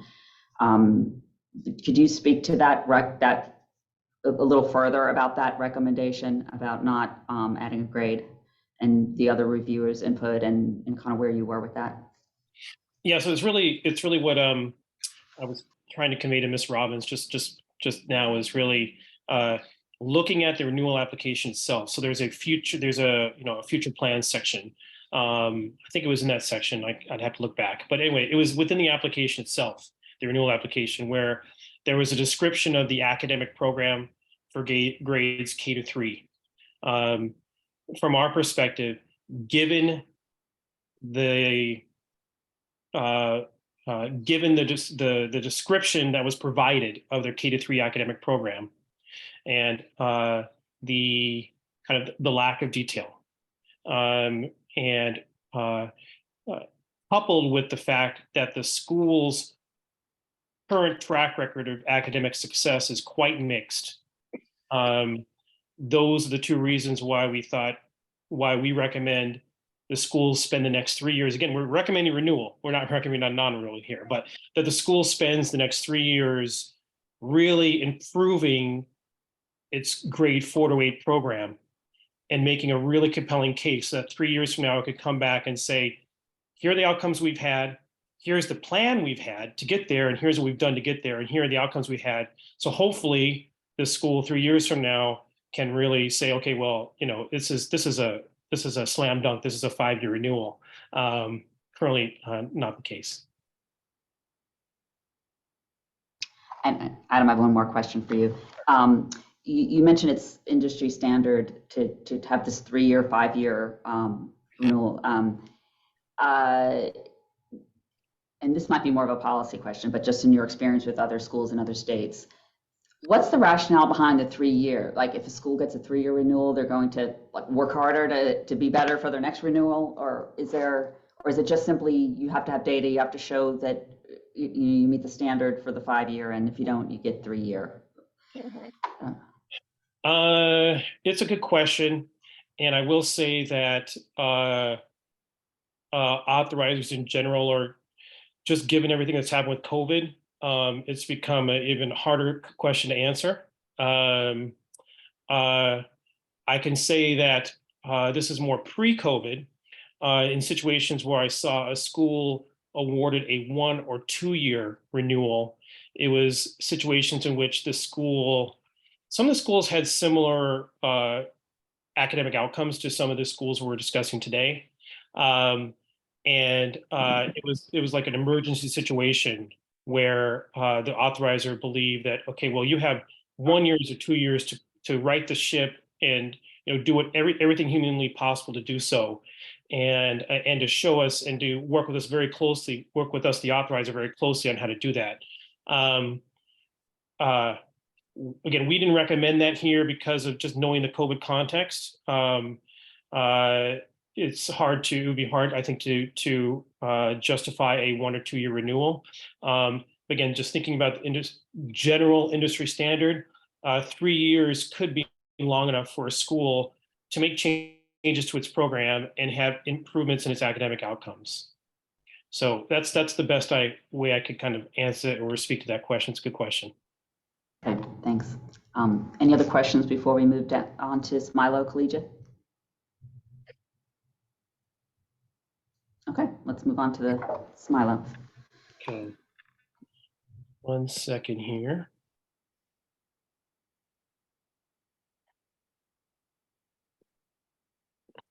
Okay, so Smilo, we recommended a 5-year renewal with no conditions.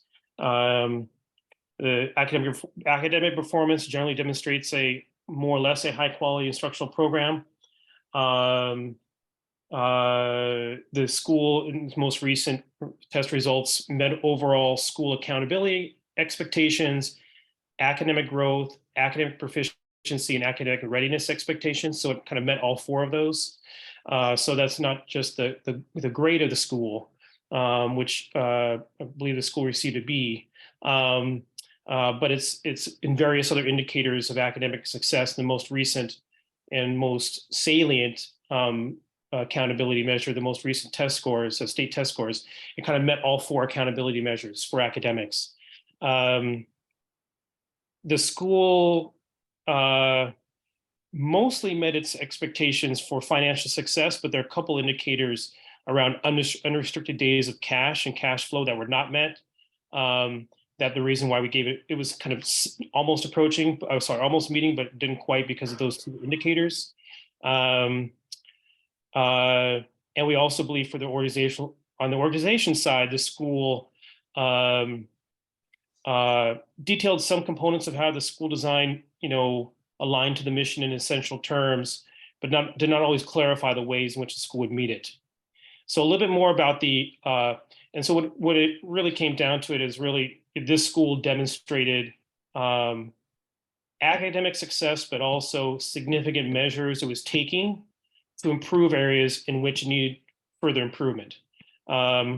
So for example, so in the latest state test results, the school was actually performed marginally lower than the local district in ELA, but was significantly higher than the district in math, and even higher than the the growth actually outgrew the district and state. So it had really good outcomes in terms of math. So that's an important consideration.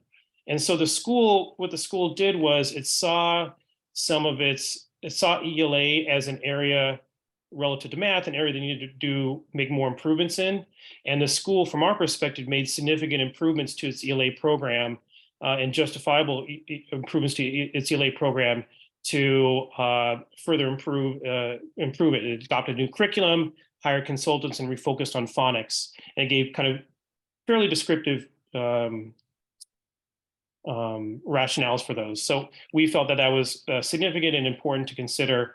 And similarly, the school also,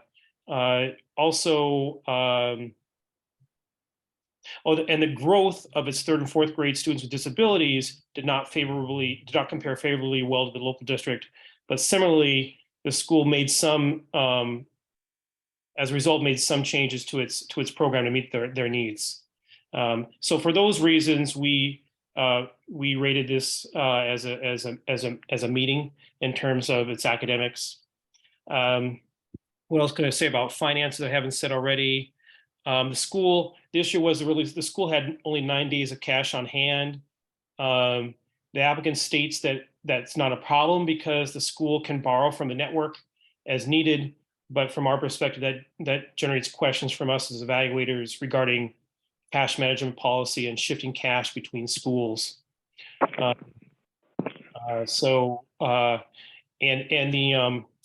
The school did say that the reason why it's cash flow, or suggested the reason why it's cash flow, it's unrestricted days of cash and cash flow was not where it should be, was because there was a loss of accounting staff and transition to a new provider. But from our perspective, the way it was described is that this indicates a lack of clear protocols and processes and an over-reliance on personnel rather than on established financial practices.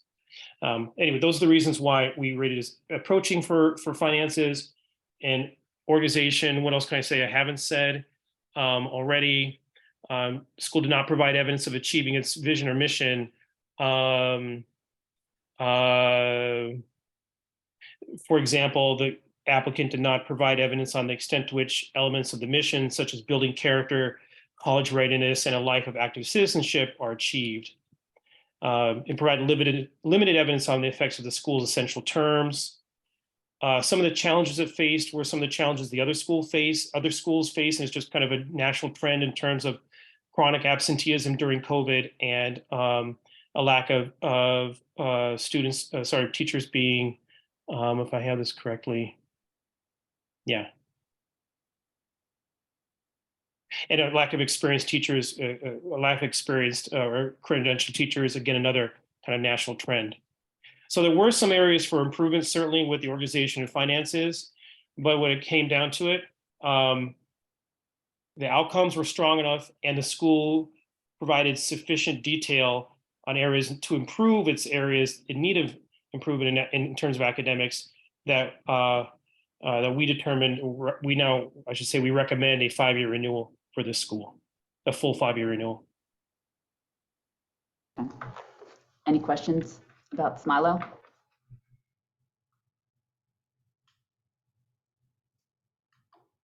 Okay. Thank you, Adam, for walking us through those 3 recommendations. So now we will, Dr. Commissaria, is there anything you wanted to add before we go to our action items? Not really. I just want to say thank you again to Adam and to Kelly for the work that they have done. I know, again, this is difficult decision making. It's high stakes decision making for the board. It's emotional, and when we're talking about children and children's lives and their academic opportunities, and so I just appreciate everybody and all of their work and all of their time that they put into it, and don't envy the decision that the board's going to have to make here going forward. So. Okay. All right. Thank you.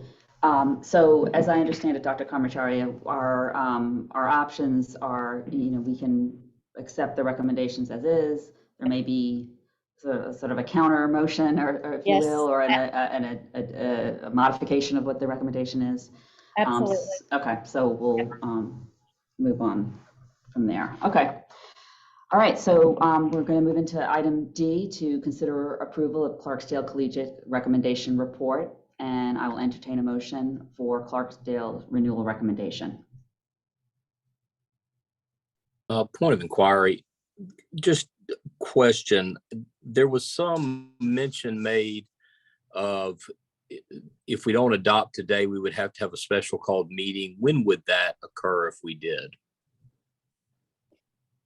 To meet the timeline, and Don, I'm doing this from memory, but to meet the timeline, I believe we would need to do that next week. And then the board or the schools are entitled to a 10-day resolution. I think it's 10 days past that. Jordan, do you have the timeline pulled up by any chance? The 25th is the date that we talked about doing a special call to. Okay. So we'd have a little bit of time, Don, then before we would have to make a final decision if we wanted to table it. Okay.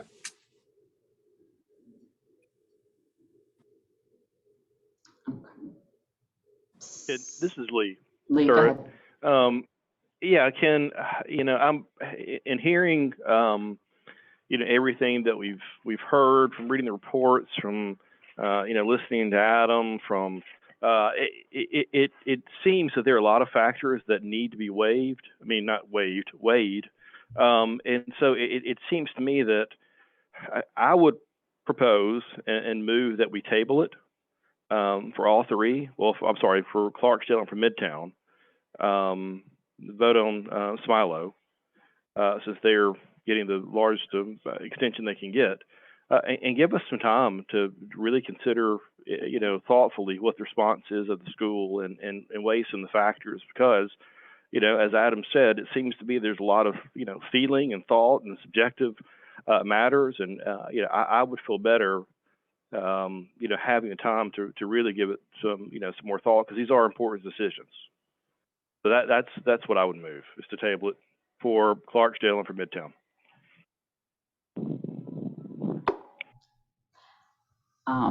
Just in terms of the process for the meeting here, in order to consider those, what Don and Lee said, before we move on to, I guess, the action of the board, is there anyone else want to just weigh in on that topic? That consideration? Yeah, go ahead, Kenny. I would like to vote today if possible, but I don't mind if other people need chance to think through. That's fine. I'm very okay with it, and I'll be available from next Monday if we need to. But I would love to consider their approval for renewal, but amend it to 5-year and not 3-year. So that would be my recommendation. Okay. All right. Any other comments at this point? And then I would feel comfortable if Jordan would pull up, if you don't mind, Jordan, if you can just pull up the timeline, the statutory timeline. I think there's some questions popping up maybe around that, to make sure that we meet our obligation as a board with respect to the statute, making the decision and then responding. Okay, I'm headed that way. Give me just a second. Thank you. In the meantime, can we jump ahead to item F and vote on that, and so we're at least have that business taken care of, or do we want to? Well, maybe just wait until we know what our timeline is. This is Don Hinton. I'll make a motion. Go ahead and on Smilo. I agree. I second. Sorry, Candace Robbins. Okay. All right. Well, all right. So we can go out of order. Is that, I guess, whoever was our legal for our meeting? You stop me if we can't go out of order. So is there any discussion on, we have a motion to approve the Smilo Collegiate Recommendation Report, and we have a second. Is there any discussion on that? Okay, so we'll take a vote on the Smilo report. All those in favor? Aye. Aye. Any opposed? Okay, that motion carries. All right, we're back to our timeline here. So, Jordan, would you scroll down just a little so we can see the school sorry, the response. So the schools we received the responses from the schools just a little bit early, so that the board could actually potentially take action today during today's meeting and avoid a special call.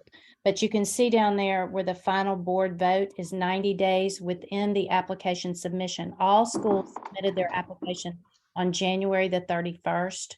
And so we would need to do that count. And Amy, if you would count those days down for us, double check and make sure that that gets us in compliance with the statute to have that special call meeting. If we go down that road, and I'm trying to take, Ms. Robbins, I'm not trying to take over what your recommendation was, but just to respond to what the other proposal was, or consideration was from Mr. Durrett.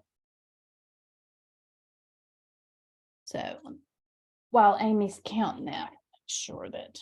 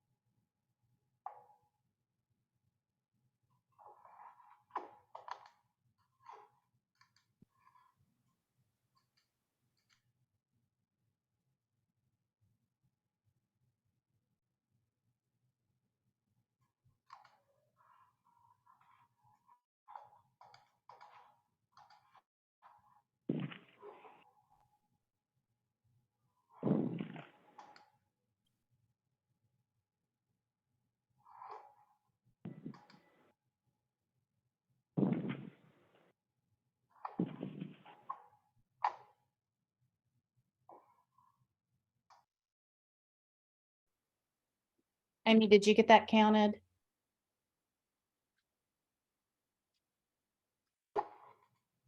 I'm working on it. Okay, I'm just making sure. I think the 25th is correct, but I want to double check.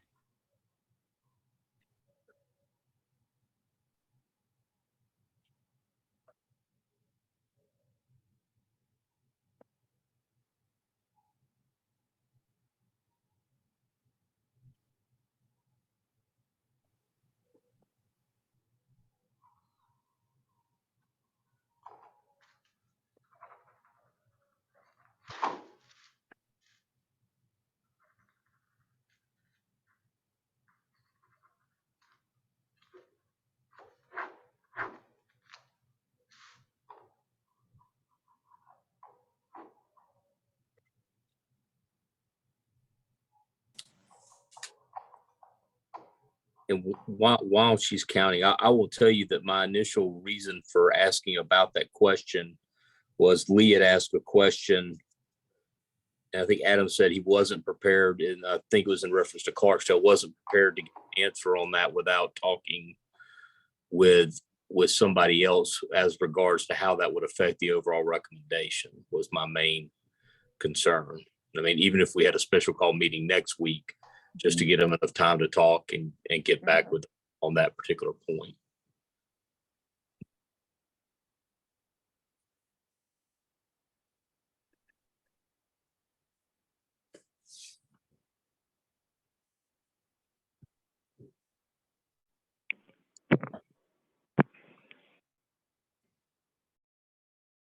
All right, you ready for me?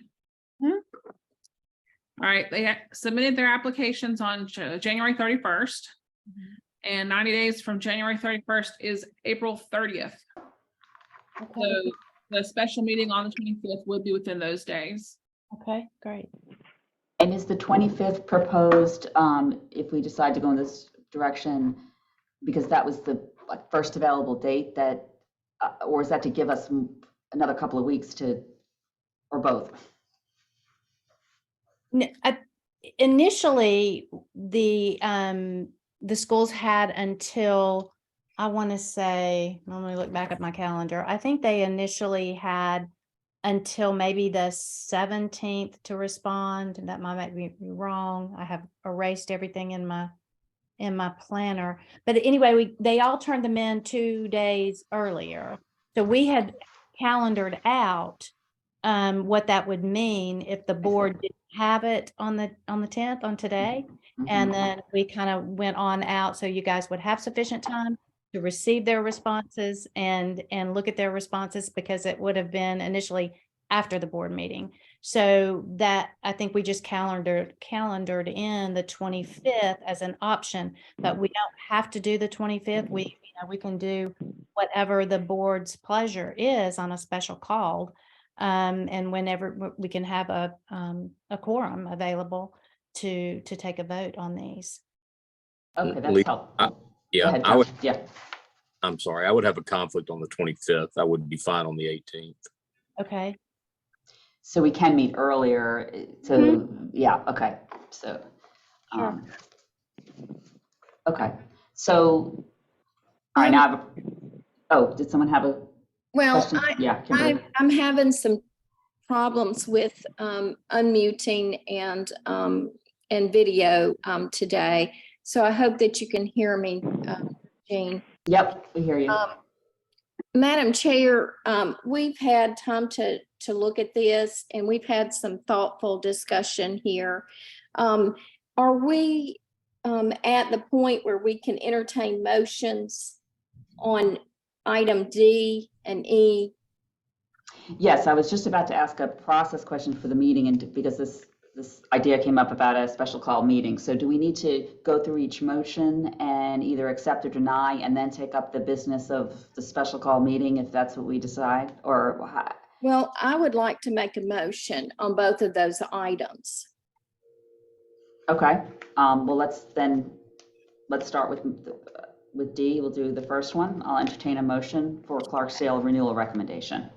Well, based on the expert evaluations, considering the public comments and the board's discussion today, I make Oh, you just muted, Kimberly. Hey, I'm sorry. Oh, Can yeah, you go hear me ahead. Yep. now? Yep, we heard your intro, but not what you were going to say.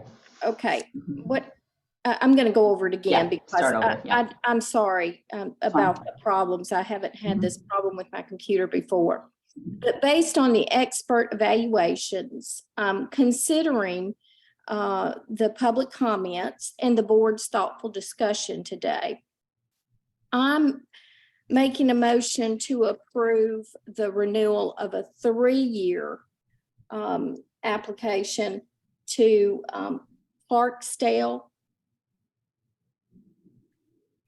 Okay. All right, there's a motion to accept the Clarksdale renewal recommendation for 3 years. Can I get a second? Is there a second?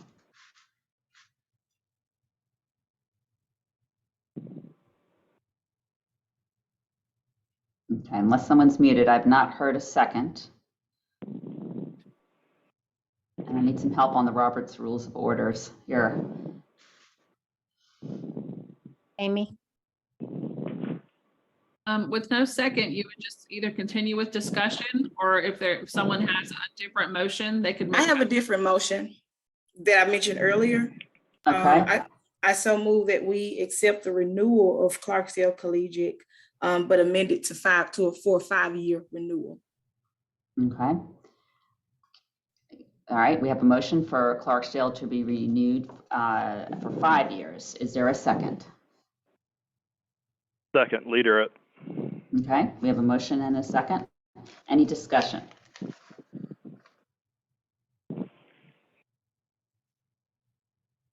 Okay, hearing none, all those in favor? And I guess we need Aye. by name. Aye. Yeah, we need to do a roll call vote. Yeah, let's do a roll call. So let me go back up. Chair Cook, this is Marcy yes. Scoggins. Yes. I have a question. Yes. If you have just a second, because Yep. I'm obviously having just been a voting member of the board for Amy, a little less than a week now. Mm-hmm. I feel a little behind on the discussion, and I have read everything that has been sent and appreciate all that has been proposed and all the discussion, but it leaves me with more questions than answers because I am so new to this process. Is there a way to remedy that? I mean, I don't feel prepared to vote at this point. So if it sounds like what you're saying is you don't have enough information to make an informed decision, so you can abstain, or I don't want to tell you what to do. You could also make a motion that we meet at a later time when you've had more time to get your questions answered and review the material at a special call meeting. So I guess those are the options I see. Thank you for clarification. Okay. So would that just be a motion to table? Is that the idea? Yeah, I need help on the Roberts rules from Amy, at least. Yeah. Yeah, Amy, we have a motion and a second now. Right. So Yeah, I from the think, floor.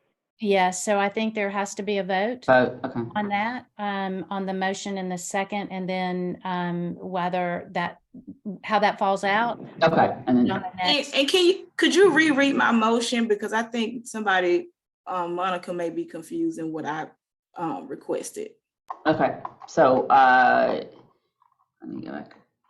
Your motion, as I understood it, was, I think you said accept the renewal recommendation, but for 5 years. So I guess in essence, it is to accept that we renew we're not really accepting the recommendation from the evaluator because it was 3 years. So why don't you restate your motion for what you? Okay. Well, I'll restate. Well, because I was agreeing to renew them. I was Okay. just Oh, I see what you're saying. 5 years. Yep. You know what I'm saying? So it's I kind get of, so am I Yeah. agreeing or not? Yeah. So I How entertain do a I need to motion. redo it? So I've asked for a motion for Clarksdale's renewal recommendation, and you're right, you're recommending it for 5 years. So Right. the motion is to recommend Clarksdale's renewal for 5 years. I thought that's what I said. Do I need to Yes, yeah. restate it and we need to get a second again? Jordan, are we good for the minutes?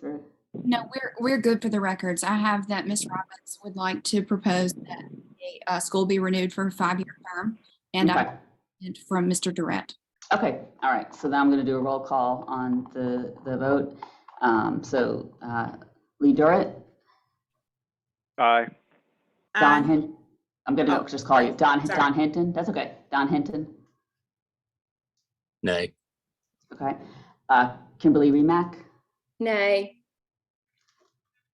Candace Robbins, Aye. Marcy Scoggins, Nay. okay, and Jennifer Whittier, Nay. okay.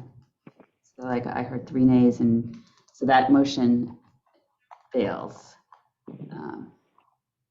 Okay, so. Did you want to cast a vote for that one, for the record? Okay, nay.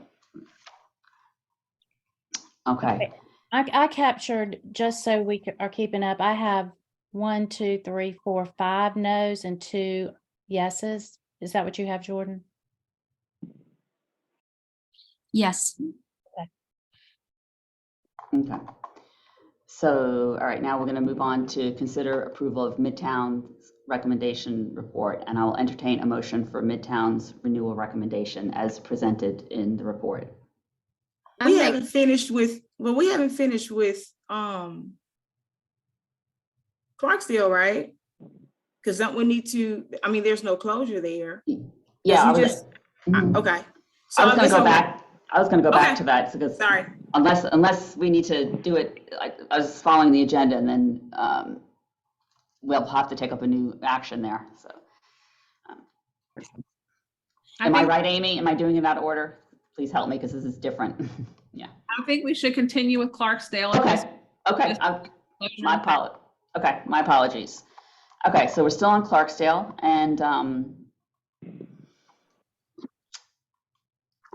since the motion, we have not, we're sort of stalled on the action, I will consider a motion for a special called meeting to be scheduled as at the date proposed or earlier.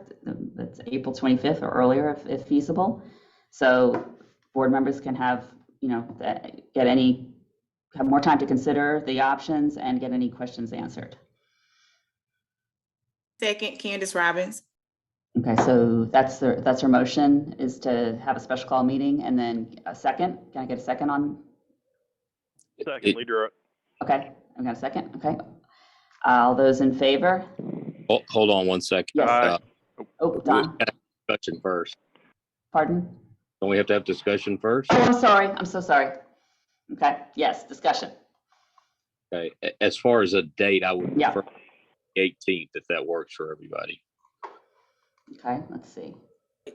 Is that That's a Tuesday. Tuesday. It's a Tuesday. Or either one, it's fine, 17th or 18th. 17th is good for me. I couldn't do 18th. I'm gonna be out of town with conference. I'm not available on the 18th, but I am available on the 17th at 1. Can I interject something or ask a question for Yeah. clarification? Mhm. Amy, do we need to not have a motion to table this or remove it from don't we need to do something in the interim? So before we move to special call? We'll need to do a motion to table. Okay. So if someone wants to make that motion to table this, and then we would, I believe, I haven't done a special call, I don't think, since I've been here, but I believe in the section for the next meeting, that's when we would hold the discussion about the special call. That sound right? Right. Yeah. And this is Don again. My only question would be, as far as notice requirements, are we able to get notice requirements within the week? Oh, sure. Okay. Yeah, no problem there. All right, so I Okay. moved Yeah. to table vote on Clarksville, which I think was item D, I believe. okay. Can I get a second on tabling Clarksdale? Second, leader. Lee, okay. Any discussion on tabling? Okay, hearing none. All those in favor? Aye. Any opposed? Nay. Okay, it's Kimberly Remack is the nay. Any other nays? Okay, that motion carries. So we're going to table Clarksdale. Okay, are we, what am I doing next, Amy? Am I going to E? Yes. Okay. Okay, so E. So I will entertain, I don't even remember what we did with her E already. We haven't taken up E yet, right? That's right. Okay. All right. So now we're up to item E to consider approval of Midtown Public Recommendation Report. And I will entertain a motion for Midtown's renewal recommendation. I will make a motion that we approve Midtown for a 3-year renewal. Okay. Can I get, that's Kimberly Remack, can I get a second on?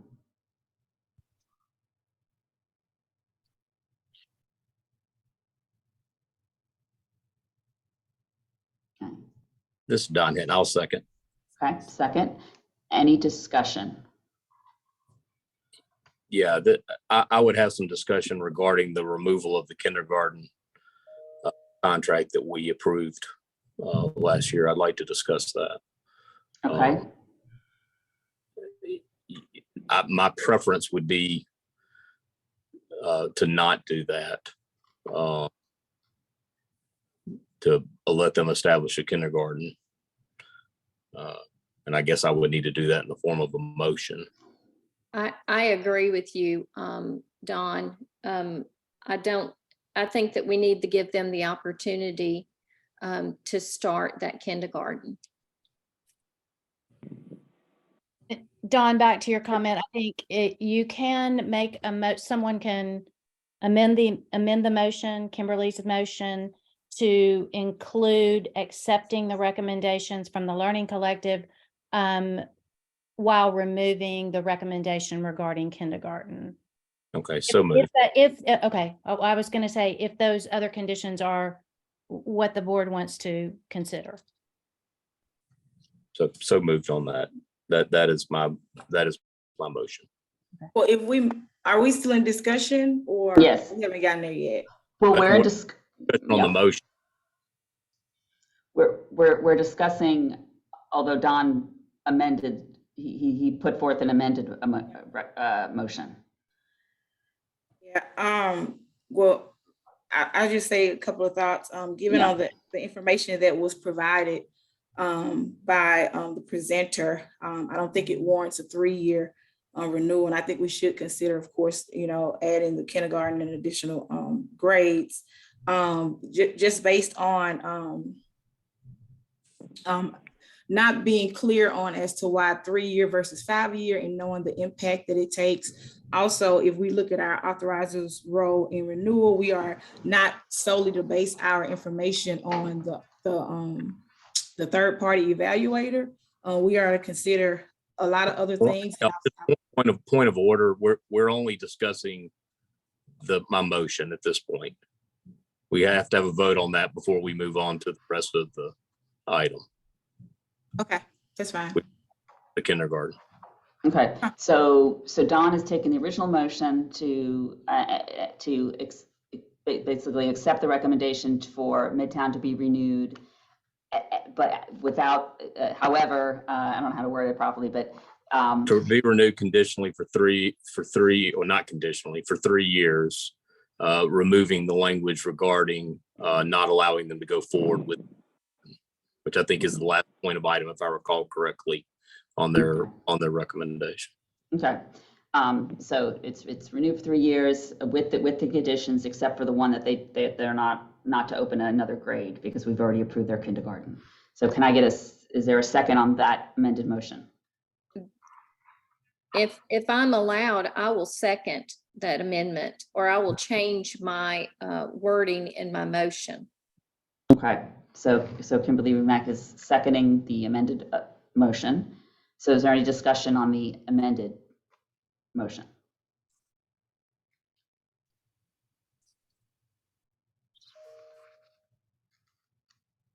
Okay, so no discussion on the amended motion. So we'll take a vote on this motion, this amended motion.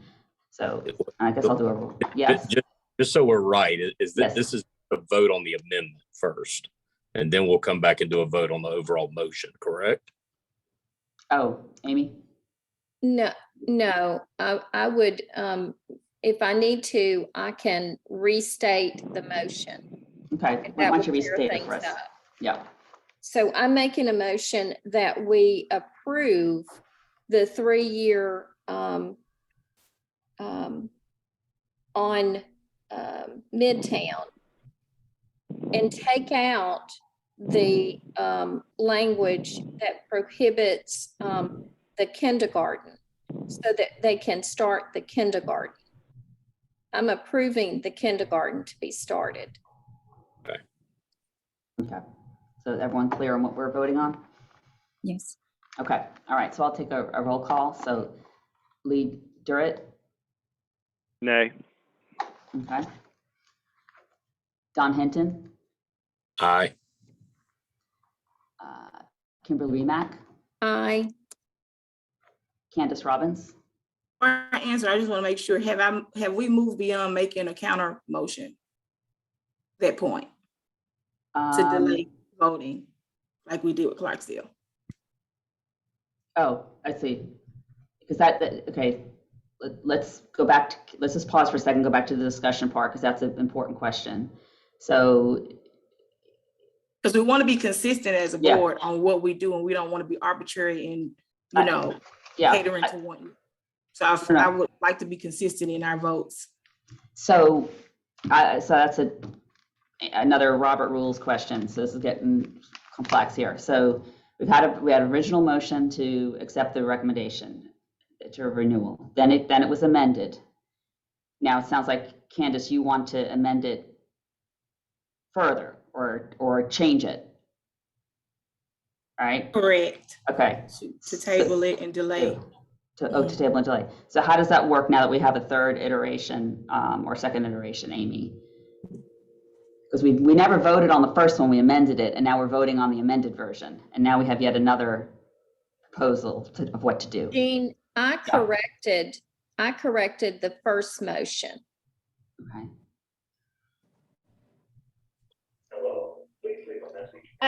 I think, Yeah. if I might, I think Yeah. what we have on the table now, if I've been following Mhm. correctly, I think we have a motion from Kimberly to accept the recommendation from the Learning Collective as it was presented, with the exception of allowing kindergarten or removing the condition around kindergarten for a 3-year term. Conditions included removing the kindergarten piece from the condition recommendations. And then I think we have a second from Dawn on that motion.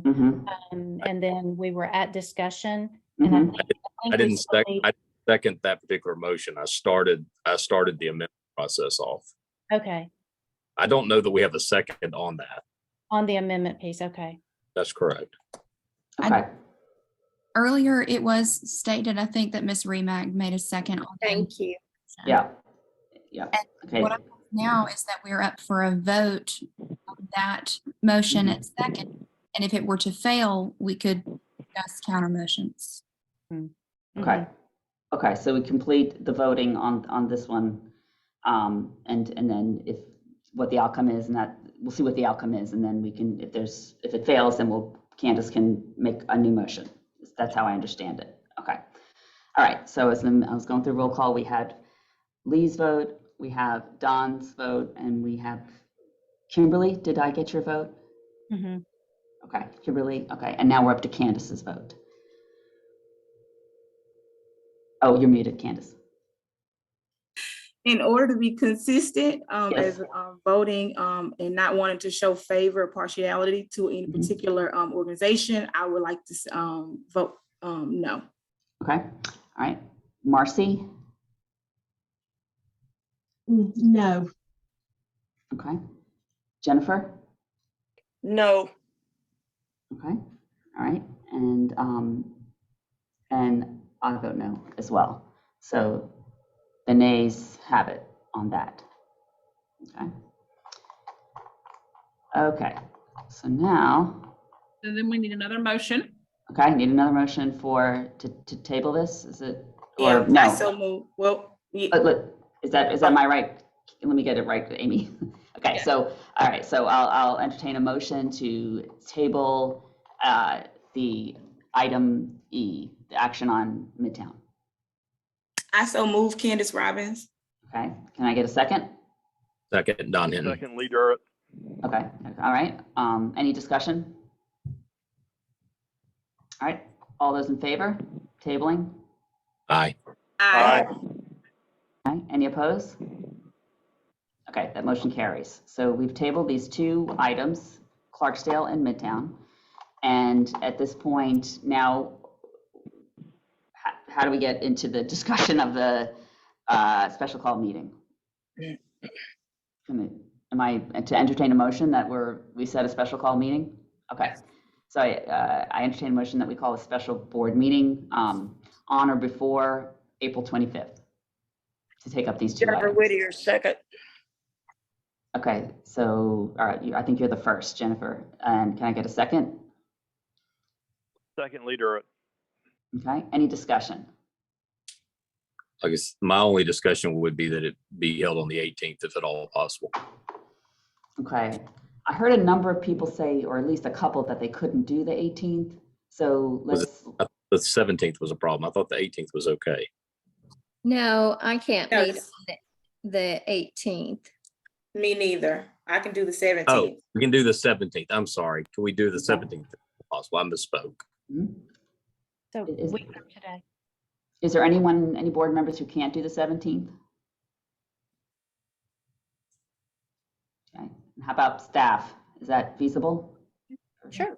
Okay, all right, so 17th works, looks like 17th works for everybody, and that's part of the discussion, so do I need to amend the motion or say that it's gonna be the 17th? I covered that date, right? Because I said on or before the 25th, right? And we're deciding we're gonna do it the 17th. Okay. Any other discussion? Okay, all those in favor? Aye. Aye. Aye. Any opposed? Aye. Okay, that motion carries. All right. Whew, thank you, everyone. All right, so I don't believe we've handled item F. I don't believe there's any items to consider for executive session. And now we're going to move on to announce our next meeting, which now is this special call meeting, which we will be scheduling on April 17th. Is there a time that we already know? Is it our usual 1 o'clock? I think 1 o'clock is good. Okay, all right, so our next meeting will be a special call meeting, which will be noticed, and it's going to be 1 o'clock on April 17th. And then our next regularly scheduled meeting will be on June 12th, 2023 at 1 p.m. at 239 North Lamar Street, Suite 207, Jackson, Mississippi, 39201. And now I'll entertain a motion to adjourn. Can I I ask have one? one question. Oh, Where will the meeting be? the special call meeting? Yes. I believe it's so dependent on the building. It would probably be on Zoom because there's still major construction going on over in the building. Is that right, Okay. Dr. Carmichael? Yes. You can't do it here. Don, did you have another question, Don? Don he said he's there. You can't do it. Oh, okay, all right, it's confirmed. Okay. Before we Yes. adjourn, if I might just say, Yes. again, to everybody who's been here and spent the afternoon with us, I just thank everybody for their patience, for their attention to detail, for their commitment to the work, for everything that they do on behalf of children. And I would also, for the board in particular, if there is additional information that you need that will help you in making an informed decision about these two schools, then please reach out to me. I'm happy to entertain a conversation, call, email, whatever you need, additional information. I'm happy to share that as needed. Okay, thank you. All right, now I'll entertain a motion to adjourn. So moved, Jennifer. Jennifer, okay. Second, Thank you. Candace Robbins. Second, thank you, Candace. Any discussion? Okay, all those in favor? Aye. Aye. Any opposed? Okay, that motion carries. Thank you, everybody. Thanks all. Okay.